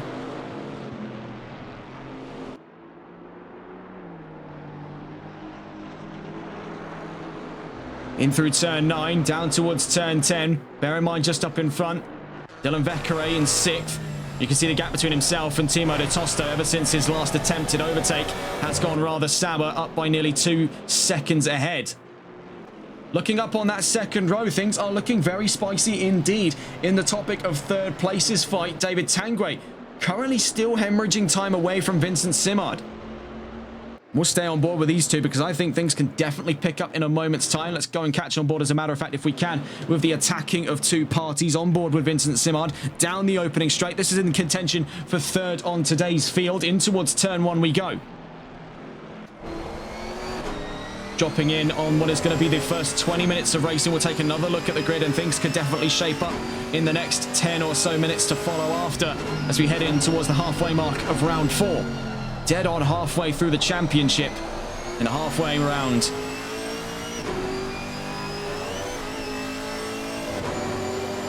You can see with these Chevrolets, I think one of their strong upper hands here over the rest of the grid is just how much they're able to punish the curbs. To give some synopsis as to how versatile this platform is, this is the very same GT4 platform Privateers ended up using in the Rally GT category. You can actually interact with such an example on Dirt Rally 2.0. That's what we've been getting up to over the course of the last week here on TRTN. And it really is a case where very few has actually changed between the road car and what you see on the gravel. It is a very, very hefty platform indeed. If it's able to do that, you can guarantee it can tackle a few curbs here in the Hungaroring. Very few exists as a challenge to the 6th gen Camaro. Looking down through the field, as you can see the wad of cars here being pressed up behind the 58. Dylan Vekere still having a chance to charge here on Timo de Tosto. Will stay on board with these two in what is currently the fight of 5th place. From the McLaren's point of view, this is going to be incredible defense to keep the Aston behind, but a bit of a wayward run through turn 11 does allow for a move up the inside at turn 12. Does Vekere take the initiative? That he does, putting himself up the inside on the 58. The 58's got the run though, and that invites in George Todd. You can see clinging to the coattails of these two on the run in through turn 13, drops in behind. We do see yellow flags down at turn 8 and turn 9 at this time, but yet for who we do not know. Out through turn 14 we go. You see here Vekere really trying to get his elbows out now. The pressure mounting from behind Porsche and Chevrolet in unison, attacking the Aston, who in turn is attacking the McLaren. Down towards turn 1. So as we're into the first 20 minutes of the session, Badiali leads from the last interval there, 2.4 seconds. So since the last time we saw it, that's up by 1.1. But we see that now drop to 2.3. So just about a second worth of an advance there over Labay for Giovanni Badiali. David Tanguay in 3rd place with Vincent Simard very, very close behind indeed in 4th. Timo de Tosto we're on board with at the moment is in a monumental fight against the rest of the top 10 here for the scope of 5th place. Vekere behind in 6th, Todd 7th, Bourne 8th, Wright 9th, Green 10th. Quain in 11th, Sanchez 12th, Potvin in 13th, Peppers into the pit lane from 14th, Bourdreau 15th, Velkamp 16th, Klaus in 17th, Carr in 18th, Dupois 19th, and Forrest in 20th, Cecil 21st, of course, after their major incident down at this section of the track not too long ago.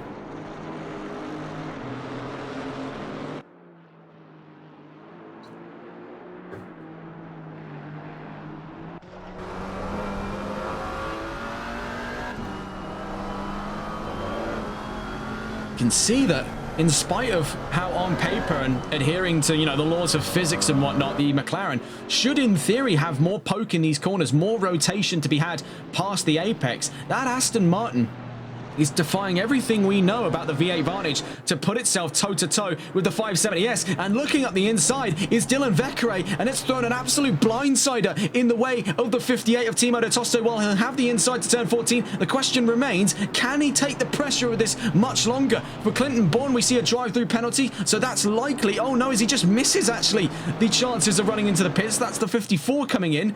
He'll have to go out an extra lap before he can next come in to serve. In the meantime then, Wright, after a brilliant opening stint, is into the pit lane. We'll see how things fare for them in the next 36 minutes. Meanwhile, Vekere looking for the inside again. He just doesn't stop. There's no relenting here for the 161. Vekere up to 5th, de Tosto down to 6th place, and it could be down to 7th in a moment's time because charging onto his heels is George Todd. Looking at his chances here, down through turn 2. Todd's up the inside and around. Can it be Three's Company? Is there any chance of fight back for the 58 as he's being ripped apart by the rest of the top 10? One slip was all it took, and like dominoes, he's fallen down through the positions here. All is not yet lost for Timo de Tosto. We must consider as well 36 minutes of racing still to be had, and all of these drivers on your screen at the moment still yet to have taken their mandatory pit stop. But at Tosto, though, things aren't looking particularly peachy for the 570S. Has to cut across turn 6 and 7. The brakes just not giving anything in the way of performance right now. Bear in mind, it'll be a free position for him in the near future, with that number 6 still needing to serve a drive-through penalty. Strategically, he's got position over Clinton Bourne, so at the worst of times right now, it's 7th. Of course, there is still every chance, given how chaotic things have been today, for redemption.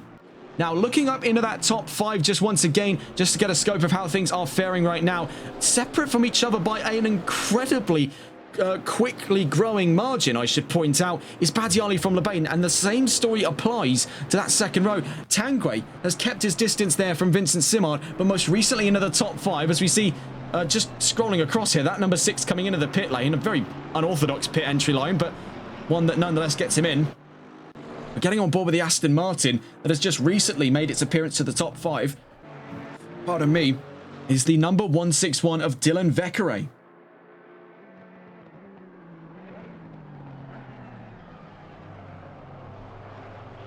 You see here, there is that chance for George Todd to put Porsche in the top 5. It's been a very uplifting story here to see so many manufacturers fighting in an era of Chevrolet-led dominance. The last of those top 5s are being fought for like they're the race lead, and we can see here the best of the rest, the Aston Martin of Dylan Vekere. Meanwhile, we did see a handful of yellow flags start flying around. Now, curious to see as to who that was for, but it's been happening at a very consistent spot of the track here on the run between turn 6 and turn 10 is where the bulk of the incidents of today's race have been coming from. Now, there have been a few incidents down at turn 1, but those in large part have dissipated in the face of what has been consistent trouble down here at turn 6, 7, 8, 9 and 10.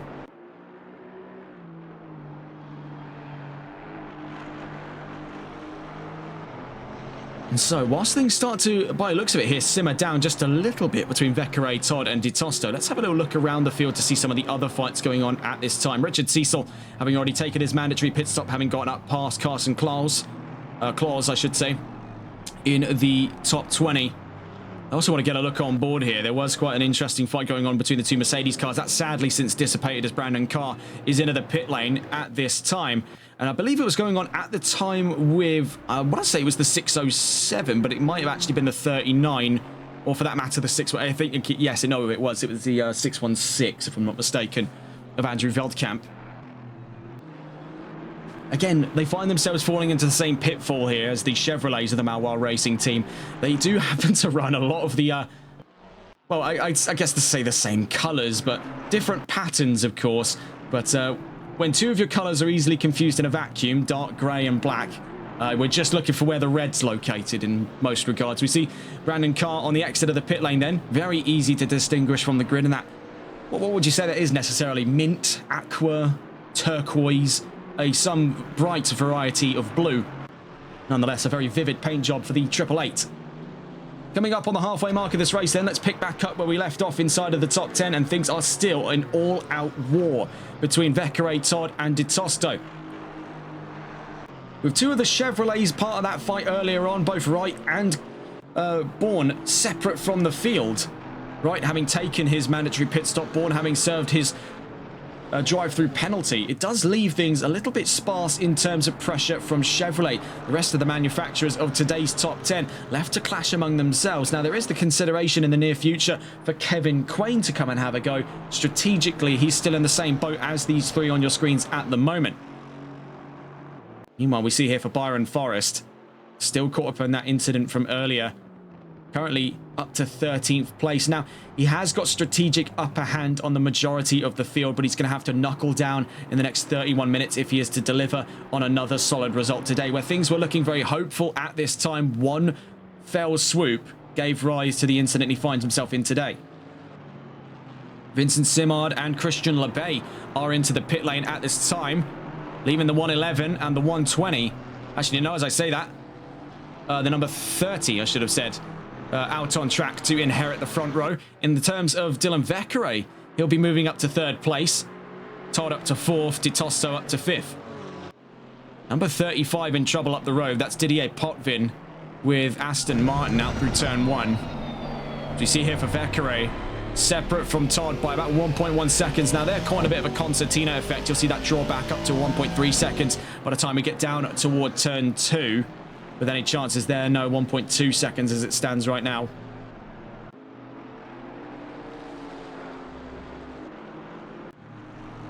So getting in towards the halfway mark of this race, this is where we are going to start seeing the bulk of our mandatory pit stops. Now, some have come in obviously earlier than expected. Some have been under strategy, such has been the case for the 54 you see here on screen right, just up the road from Andrew Veldkamp, and within his chances to return to the top 10 as we see up in front of him, still in the pit lane at this time, actually on his way out is Simard. We also see there Ivan Sanchez in the pit lane after a great opening stint for the number 91. So that brings right back into the topic of the top 10. So the very worst of things here, he is still looking at a sensational turnaround drive. Started 22nd in this race, is now in the top 10 just before the halfway mark of today's race. We see off in the background there was the 616 Andrew Veldkamp, ran into a spot of bother in the turn 1 braking zone, I should say. 111 stays out, is the number 30 considering their options to come into the pit lane. We'll just quickly see here scrolling back. And yes, we do see David Tanguay into the pit lane. So there is a huge regime change coming then inside of that top 5, whether or not it will ever affect the leading 111 of Giovanni Badiali, who right now is looking to upset what has been 5 consecutive race wins. That's over the course of, looking at it here, 1 60-minute race at the opening round and then 2 double sprint races. Technically, that accounts for only 3 round wins all in all. But Badiali is about to add his name to the list of drivers to have taken victories here in the Competizione Performance League GT4 Pro-Am Cup America Series. Of course, Labey has led that charge by and large as the most amount of race wins of any driver in this series. But then trailing on from that have been 2 other names in the history books, that being Anthony Valorio with McLaren and Hayden Prodger with Aston Martin. Could it be the case that after a long wait here, Badiali is within his chances to finally take a race win here in this series? Only time will tell us different. As we see here for Labey, the whole swarm of drivers into the pit lane, including our trio that we have been watching with for some time, that being Di Tosto, Todd and Vekere, all in the pits. That brings Labey back up to 3rd place. Into the podiums then, the only car ahead of him being Graham Green. David Tanguay emerges only about 3 seconds there, nearly 4 seconds away from Labey. It's actually not too bad at all under strategy. As we take a look into the current scope of the grid, our front row still yet to have pitted, that being Badiali leading the charge with the fastest lap so far. Graham Green in 2nd under strategy at the moment. We'll see though, the 111 is coming into the pit lane, so here comes Giovanni Badiali. We'll be watching this run into the pits as this can massively affect the rest of the grid depending on how he can tie things up here. He does not want to be caught speeding into that pit lane, down onto the anchors and just about there, nipped it in the bud. In the 111, into the pit lane he goes. The 747 still out on track at the moment, on his way in towards turn 12. Meanwhile, we see Labey 3rd, Tanguay 4th, Simard 5th, Vekere 6th, Todd 7th, Di Tosto 8th, Quain 9th, and actually Quain down to 10th by looks of it there. As the grid readjusts, very confusing. Well, we'll get a full look at the grid then, once we have the opportunity to do so.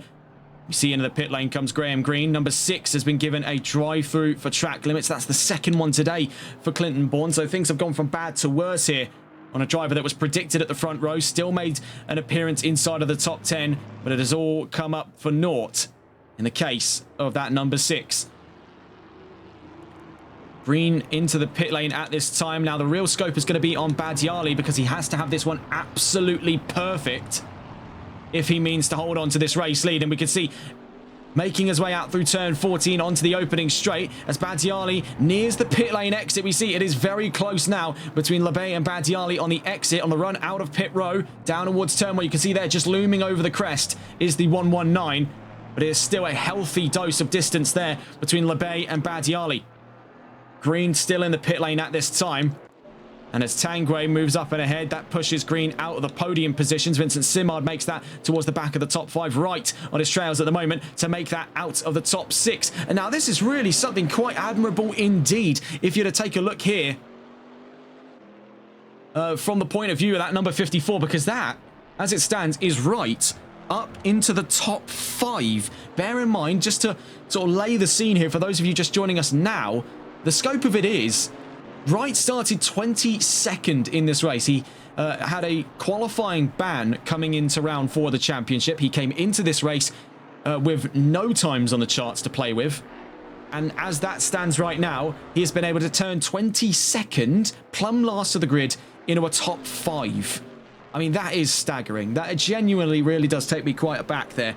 Very few times have we seen solid turnaround back to top 5 performances. We've seen drivers attempt it throughout history, and sometimes it goes well, sometimes it really doesn't. But very few times has ever such a thing been attempted on a grid as airtight as the one here in the GT4 Pro-Am Cup America Series by Competizione Performance League. This is staggering information to have at hand here for the 54, and I don't think anyone will be arguing with us in saying that this is a very clear candidate for driver of the day. More on that, though, in 25 minutes. The last driver, then, yet to have taken a pit stop, Christophe Dupois in the number 39 Mercedes. We're taking a look at the grid now as it stands past the last of the pit stops we're seeing not far from this point here. Giovanni Bardiali leads the charge still, ahead of Christian Lebay, David Tanguay in 3rd place, and Vincent Simard in 4th. We see that Tanguay takes the new fastest lap of this race off of Bardiali. And he's 3.9 seconds away from Lebay at this time, Lebay being 3.6 seconds from Bardiali. Simard 4th, right up into the top 5. Todd in 6th, Vecchiere in 7th. So in the meantime, we've seen that Todd has now advanced up and above Vecchiere. Bear in mind, both of these two lost out on their chances of the top 5, courtesy of what has been a monolithic drive by Wright. You can see the distance between the pair, about 5 seconds down the opening straight in towards turn 1 between the 54 and the 12. In the meantime there, Vecchiere 7th, Di Tosto close at hand behind, potentially to fight with him for 7th. He's 8th on this grid at this time. Graham Green 9th, rounding out the top 10. Back into it, I should say, is Byron Forrest. A great turnaround there, given the incident from earlier on. And speaking of, the driver also caught up in that incident, nearing the top 10 himself, is that of Richard Cecil. Kevin Quain in 12th. He was caught up in that turn 1 incident earlier on today. Chili Peppers in 13th, with Ivan Sanchez close behind to fight for 13th. Sanchez currently 14th. Dupois finally into the pit lane. That's going to promote Carl David Bourdreau to 15th place. Didier Potvin up to 16th. Brandon Carr down the grid at the moment in towards turn 12 he goes. Stands within a chance to move up to 17th place in the 888 Mercedes AMG. Andrew Veldkamp not far away from his current position. Also stands a chance for a position advance up to potentially 18th place. As we see here at the back of the grid, Carson Claus in 20th place. Clinton Bourne serving a what is supposed to be a drive-through penalty, but he's back into the pits.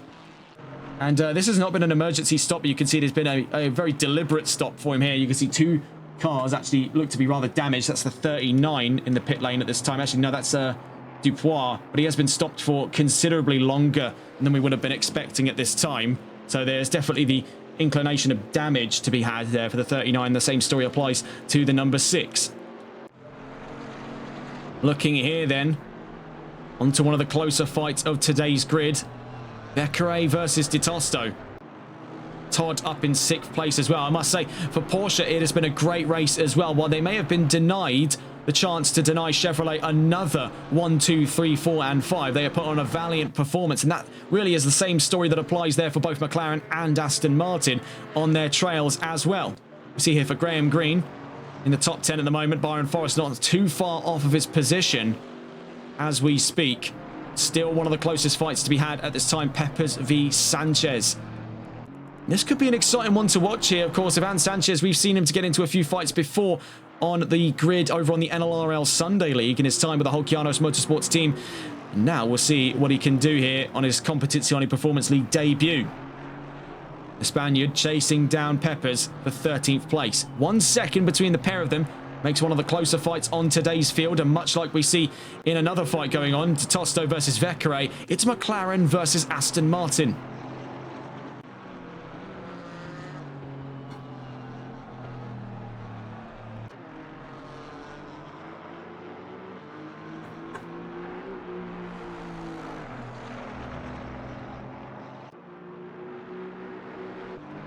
We can closely monitor the pair as well, so we can see here from McLaren's point of view of things.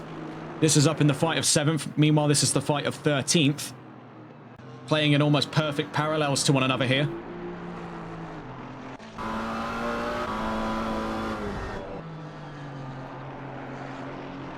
Now, these are two of the closer fights on this field. Not to say that they're two of the closest. If any do find their way onto our radar, that will be next onto our sort of view of things here, with 21 minutes left to go in round 4 of the championship. It's been great so far, albeit a little bit controversial for some, but it has proven, especially in the middle of the top 10 in the what is effectively now the best of the rest fight against Chevrolet, has been a valiant one indeed, held between Porsche, McLaren and Aston Martin, 6th through 8th at this time. You see here, Peppers and Sanchez, 2 new drivers for Season 2. Peppers having made his debut. Back looking here on the charts. He made his debut. Whereabouts is he here?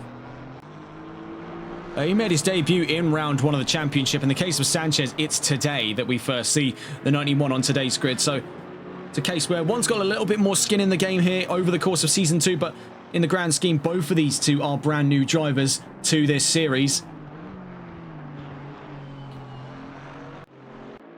You also see here, it's Brandon Carr, having just been passed up there by Giovanni Badiali, still leading this charge, and as we observe the gap there, currently stands at just nearly 4 seconds to be had between those two at the front row, between Badiali and Labay.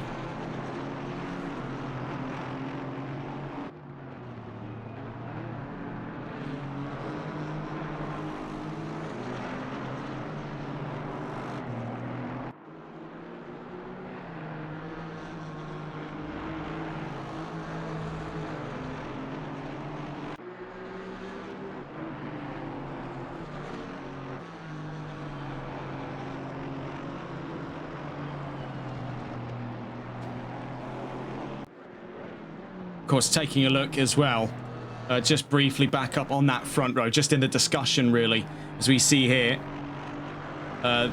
Now caught actually in between, just briefly before we get on towards the front row, we just see here, caught between that fight for 13th between Chili Peppers and Ivan Sanchez. We see it's Carson Claus, the number 56. Things have been definitely quite a mixed bag for some of the new drivers today. It has been a baptism by fire. A lot of them have been joining in with cars that have been absolutely nuked under BOP, and then they've joined into a track that just breeds with it this inherent chaos about it. It's a sort of a dark horse track on any calendar, one that is both respected and feared universally. It's a lot like almost another track, Bathurst or Mount Panorama, depending on who you ask. It's a track that has its following, definitely, but is one often feared more so than adored. Looking up through the order just to get on that topic of the front row. On board here with Christian Labay. Now, to dissect what has been the season so far for Labay, he's been mirroring a lot of what brought him into the championship fight back in Season 1. And taking a look at the previous wins, you can see it has been an all Labay show here. From round 1, then the double sprints at round 2 and round 3 have all been under the belt of the 119. Is this the chance here that he stands upon losing his winning streak 5 races on the trot in Season 2 off to Giovanni Badiali? The chances with 18 minutes against the clock are looking very, very likely. So looking back around the field, back onto some of the other fights we were watching from before, we now see the state of affairs after that unintended interference by Claus between Sanchez and Peppers. Those two now waylaid by 1.5 seconds. In the scope of things between Vecchia Fide Tosto, this has been a very close fight for quite some time now between these two. Two sides of the same coin here for manufacturers. Two legendary icons from Great Britain, Aston Martin and McLaren. Vecchia has made himself a legend of the grid so far, so too has Timo de Tosto. So it seems rather fitting. Out through turn 12 into turn 13. George Todd just up the road from them there. You've got to hand it here to George Todd as well. He did not have the most, let's say, uncontroversial entries to Competizione Performance League back in the Jaguar series, namely in Brands Hatch, as it stood on the start of the British leg of that season. He did have quite the explosive entry, let's say it. One that didn't attract particularly the most positive of attention, but we know George Todd, we've seen him before, we know that he can be a very solid driver. Maybe in that case it just had not been his day. You can see in GT4 though, he's much more comfortable, much less stressed, I think is another thing as well. When he was with Jaguar, we noticed these sort of little ailments here, that he was having trouble with the car, that he was fighting the car. You're not seeing that kind of performance in the Porsche at this time. In fact, getting on board with the Porsche just to prove that point. Watching here, he's able to just sort of taper the steering, trying to find even the slightest ounce of grip, but he doesn't look stressed. The car not once gives away the indication, at least for the longest time in today's race, that it's under really any kind of stress whatsoever. It's almost been gliding around the track like it's on a very thin pocket of air underneath it at all times, like a cloud. Bear in mind, he's got to start moving a little bit faster than the most clouds here, because he is still about a second away from an advancing Dylan Vecchia. We see in the background there, that Aston Martin got all mount of squirrely down through turn 6 and 7. That does drop him nearly half a second there. You can see really what is the weighting of even a minor mistake on this grid. and what the ramifications of that look like. So we see getting up and around Andrew Veldkamp, and he'll have to move over again for the advancing duo there. So we see Vekere very nearly actually make contact with that of Andrew Veldkamp.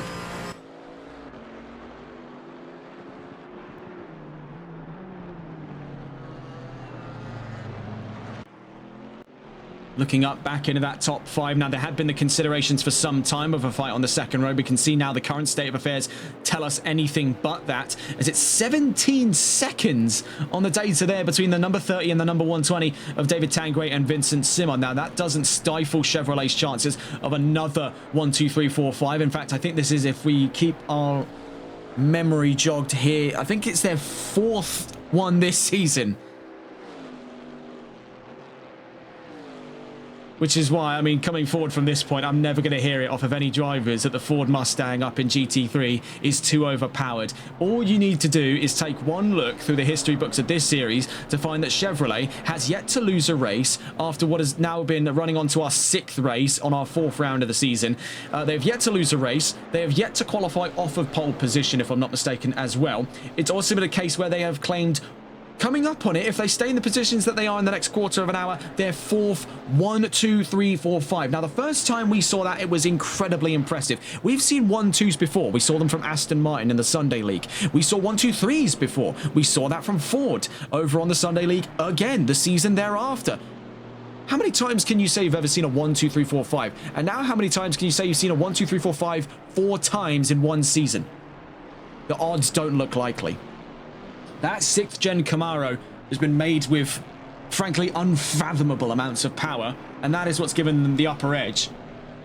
It is a car so unfettered by its environment, it can tank just about anything and keep on rolling. As we've seen here, case in point in the Hungaroring. Very few things, if any, have been able to upset Chevrolet outside of Chevrolet itself.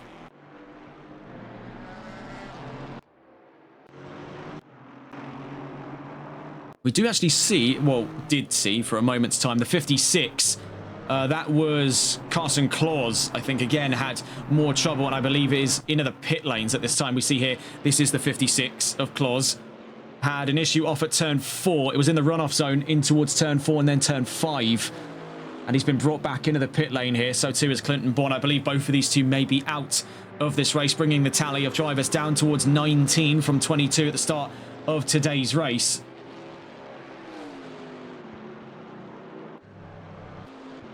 So you see here the continuing fight between Vekere and Todd in the top 6 at the moment. With Wright 6.4 seconds up the road, the chances of either of these two securing a top 5 is starting to draw to 0. So now we're really seeing here, outside of what has been another story of measured performance and dominance of the grid by Chevrolet, is a battle of the best of the rest, as it were. Porsche, Aston Martin and McLaren, those 3 core tenets.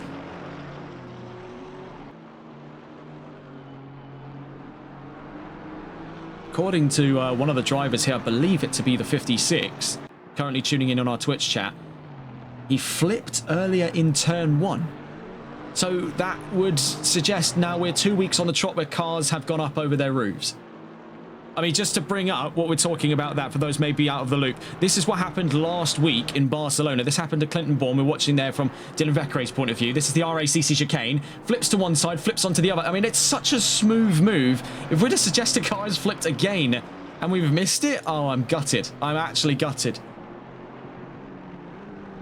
What is it with the GT4s and being just stiff enough to where they can perfectly springboard like that and still be fine?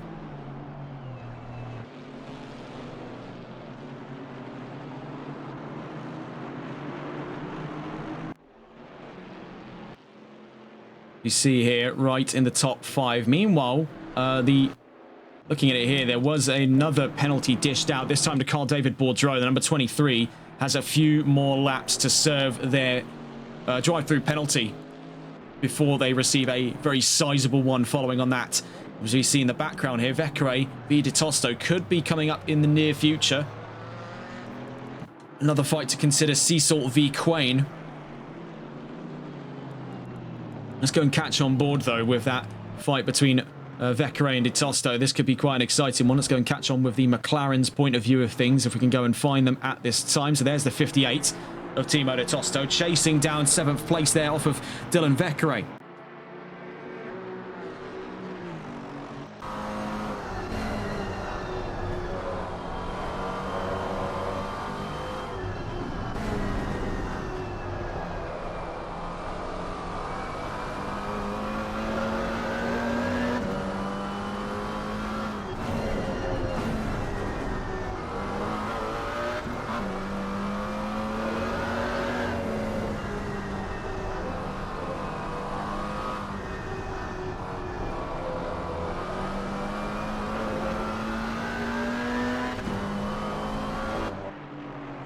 So as we drop into the final 10 minutes of this grid, let's get a look at the grid one last time. As we see that Carl David Bourdreau has been disqualified from this race. We did say he had not many more laps left to go before a sizable penalty was coming his way. And there you can see proof in the pudding, DSQ.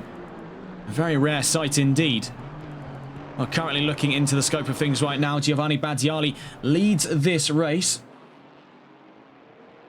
with LeBay in second. Badiali re-securing that fastest lap as we cut away on the graphic there.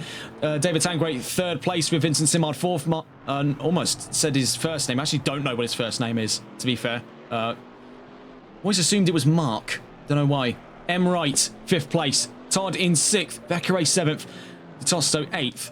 And Green in ninth. Forrest into the top 10, so things still looking peachy here, but bear in mind, not far away from him is his arch nemesis of today's field, Richard Cecil, 11th place, and the number 5, Kevin Quain, not far behind these two either, in a scorned Mercedes. He was caught out at turn 1 earlier on in today's race. And these three looking to all go head-to-head for 10th place. Chili Peppers 13th for Van Sanchez, 14th up the road as it stands from Didier Potvin, physically up the road there from the number 39 of Christophe Dupois. Potvin at the moment 15th. We see here Brandon Carr 16th in today's race.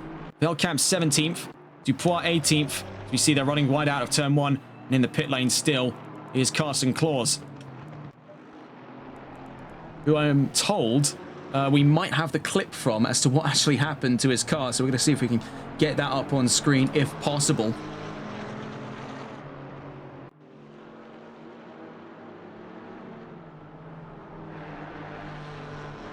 Oh my goodness. Okay, so I'm seeing the clip right now. You can't see it at the moment. We're just checking this one out, but hang on just a moment. Let's see if we can get a look at that and pop that one up on the screen for you to see, because this is really quite something here. So this is just a word. So this was from, looking at it here, this was from Carson Claus. This was the incident earlier that's took him out of this race. So just to have a look, here is the video. So he's coming down into turn 1. He's come up over the curbs here, and he's snagged it, and the car has fully rolled over and slammed down onto the left-hand side. I mean, that is mental. These cars, I mean, they're stiff as posts now. I have no idea how that's possible.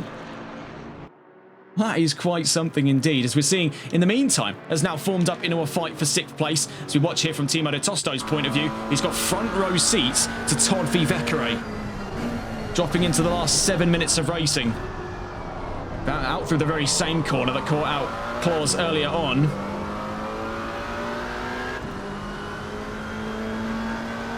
Down towards turn 2 we go.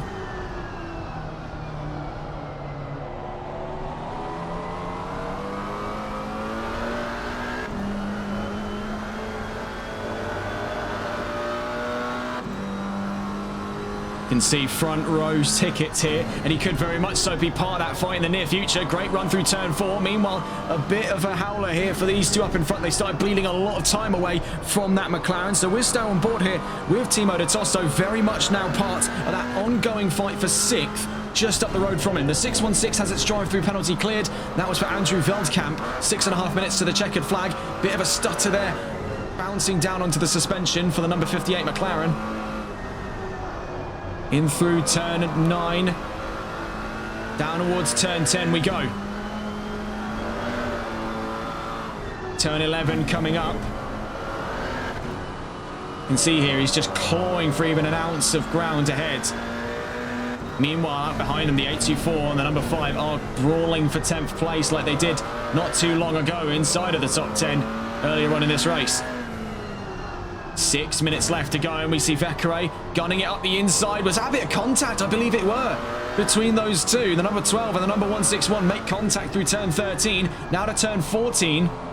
Bear in mind, anything that's not to their benefit is to DeTosto's gain. He'll be the primary beneficiary if these two get into arms down at turn 1. We see trying to cut the toe off of the Aston Martin. Todd throwing up defensive formation now to try and keep Vekere at bay. Down towards turn 1 we go. The Aston Martin gets up and alongside the Porsche. Up and around the outside he goes. The Porsche will have better ground on the exit of turn 1. So carrying down towards turn 2 we go. This is all still playing very nicely into DeTosto's hands because he may be our front row spectator here and a very good camera angle to see all of the action live. But let's consider it here. He is actively part of this fight and he's waiting for his opportunity. He's not going to run into this one headstrong. He is playing things very tactically, as you can see right now. Has been holding short of these two, preying upon disaster. Out through turn 4 we go. In towards turn 5. Long sweeping right-hander, the prelude to the most chaotic section of the track down through turn 6 and 7. Down at the chicane we go. You can see the McLaren's almost able to cruise over that first curve. It's the second one that catches it out. That's what led to that bounce. That's 2 laps now on the trot that we've seen such off of the 58. 4.5 minutes left to go. Things are still looking rather tepid up in that top 4. Very few fights to be considered now. I want to quickly bring to the attention that the gap between the 30 and the 119 is progressing in favour of the 30. So if we are to believe the following, in the next 2 or so laps there may very likely be a chance of a fight for second between LeBay and Tanguay. Meanwhile, we're watching here for that fight at the top 5. DeTosto still with Vekere and Todd. Todd up in the Porsche just at the lead of this 3-car fight. Vekere in the 161, but he runs out wide through turn 13. There's not enough of a gap for the McLaren to seize it, but there will be enough of a chance heading down the opening straight because that Aston Martin has been left out by its lonesome. You see, though, holding centre mass of the road, a bit of an awkward run, has not done many favours for Timo DeTosto. It leaves all 3 of these drivers in an awkward stalemate. Fastest of the 3, then, George Todd at the forefront of this fight as we head into the final 4 minutes of racing.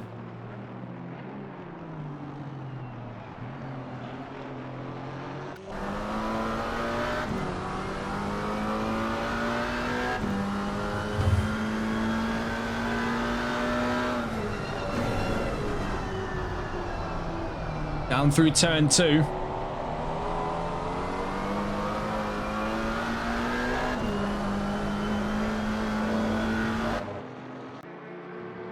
These 3 separating for just a moment's time gives us an opportunity to take a look at some of the other fights on track at the moment. Quain v Cecil v Forrest at the back of the top 10. They're on the exit of turn 3 at the moment, on the run in towards turn 4. The 616 does bring out the yellow flags. That's Andrew Veldkamp in a spot of bother right up over the nose of the 111, who manages to get past safely. Not far from his look of the final couple of flying laps here in today's race. He'll be on to his second from last for the 111, judging off of the timings at the moment. We see much in the same story as we've been seeing up inside of the top 10 proper. We're seeing here just behind them as it stands, that ongoing fight for 10th place on 3 fronts here. Byron Forrest defending away from Richard Cecil and Kevin Quain. Meanwhile, up the order from them at this time. We see things are getting much, much closer between the Aston Martin and the McLaren of Vekere and DeTosto. This is for technically 7th place on the field. George Todd holding on to 6th, looking out behind here for the 2 Astons and the Mercedes. As we're coming up onto the final couple of laps in today's race, we see Richard Cecil is starting to get perhaps a little bit desperate here. You can see him suggesting his way up the inside. Now, with every chance to be, he's been hunting down this position off of Byron Forrest for some time. It's the same pursuit of the 824 that brought both of these 2 drivers into the centre of frame when they got into a major incident down through turn 6. Earlier on in today's race, we see here for DeTosto, runs a little bit out wide through turn 1. They're coming up on lap traffic. That's Brandon Carr. Looks to be holding the left-hand side of the track to allow these 3 on through. You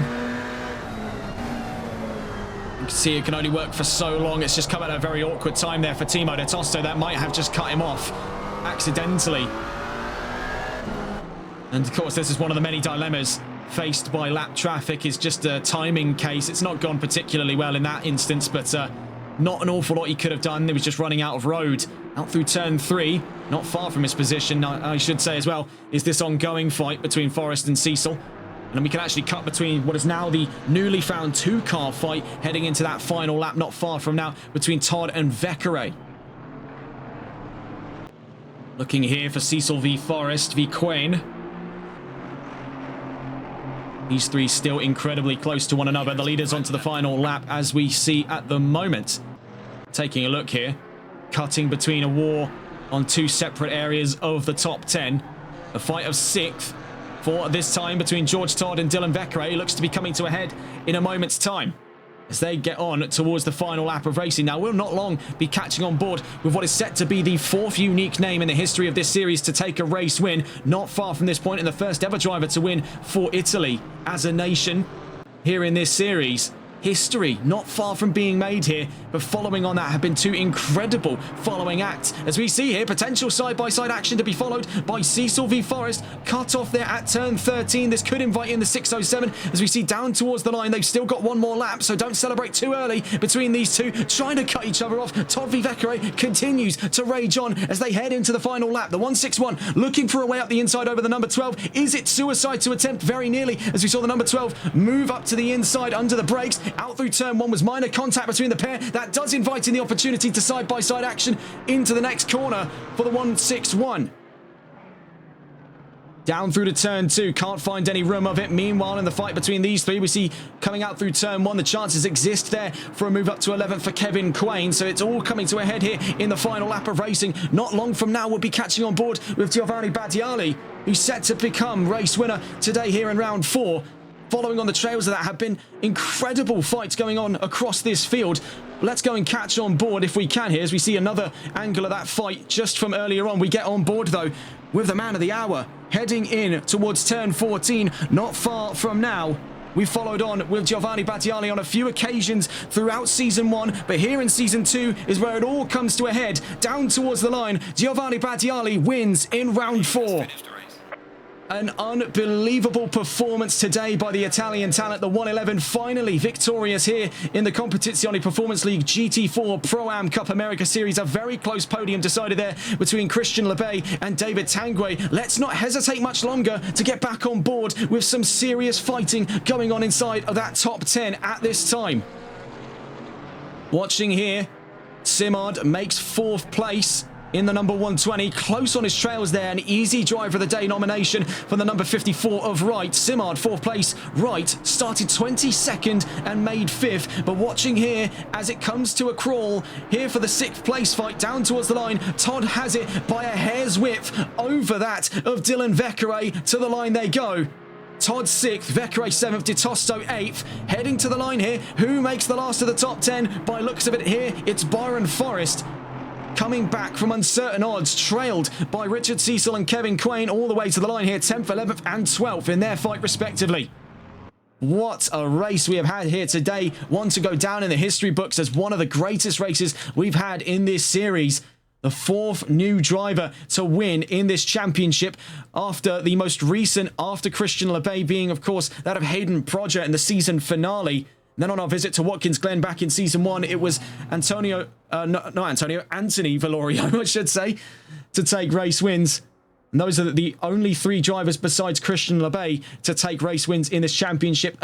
A ceiling set so high, very few have ever been able to thwart him at his own game. For Lebay, it does little damage to affect his championship chances, but it has interrupted what was 5 race wins on the trot.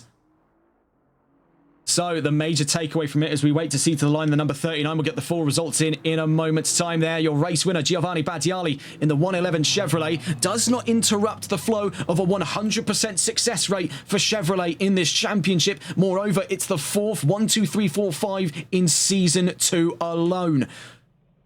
So Badiali 1st, Lebay 2nd, Tanguay 3rd, Simard 4th. A legendary performance by Wright, 22nd to 5th on this grid. A sensational performance for the 54, an easy driver of the day. 6th place for Todd after great defence ahead of Dylan Vekere and Timo Di Tosto. Great performances from all 3 of those drivers. Graham Green makes an appearance to the top 10, 9th place, having snuck between 2 major battles. Behind him was the fight going on for 10th place. Byron Forrest redeeming that incident from earlier, finishing up and ahead of Richard Cecil. Close to this trail. Had there been a few more laps, there'd have been a chance for a fight for 10th yet again between these two. And would it have ended the same way as it did before? Only time would have told. Kevin Crane in 12th place, Peppers 13th, Sanchez 14th, Potvin in 15th, Carr 16th, Dupois 17th, Veldkamp 18th, and Klaus 19th. What a performance indeed by many in today's race. Chevrolet again undefeated in this championship, but a new race winner courtesy of Italy's Giovanni Badiali, and a brilliant driver of the day performance by Wright in 5th place at number 54. What a drive it had been. Well, very well done to all of the drivers then to have participated in today's event. Very well done to our podium sitters and the race winner, of course, Giovanni Badiali, and the podium sitters, Christian Lebay and David Tangray. Well done to our driver of the day as well, Wright in 5th place, M. Wright, and the number 54.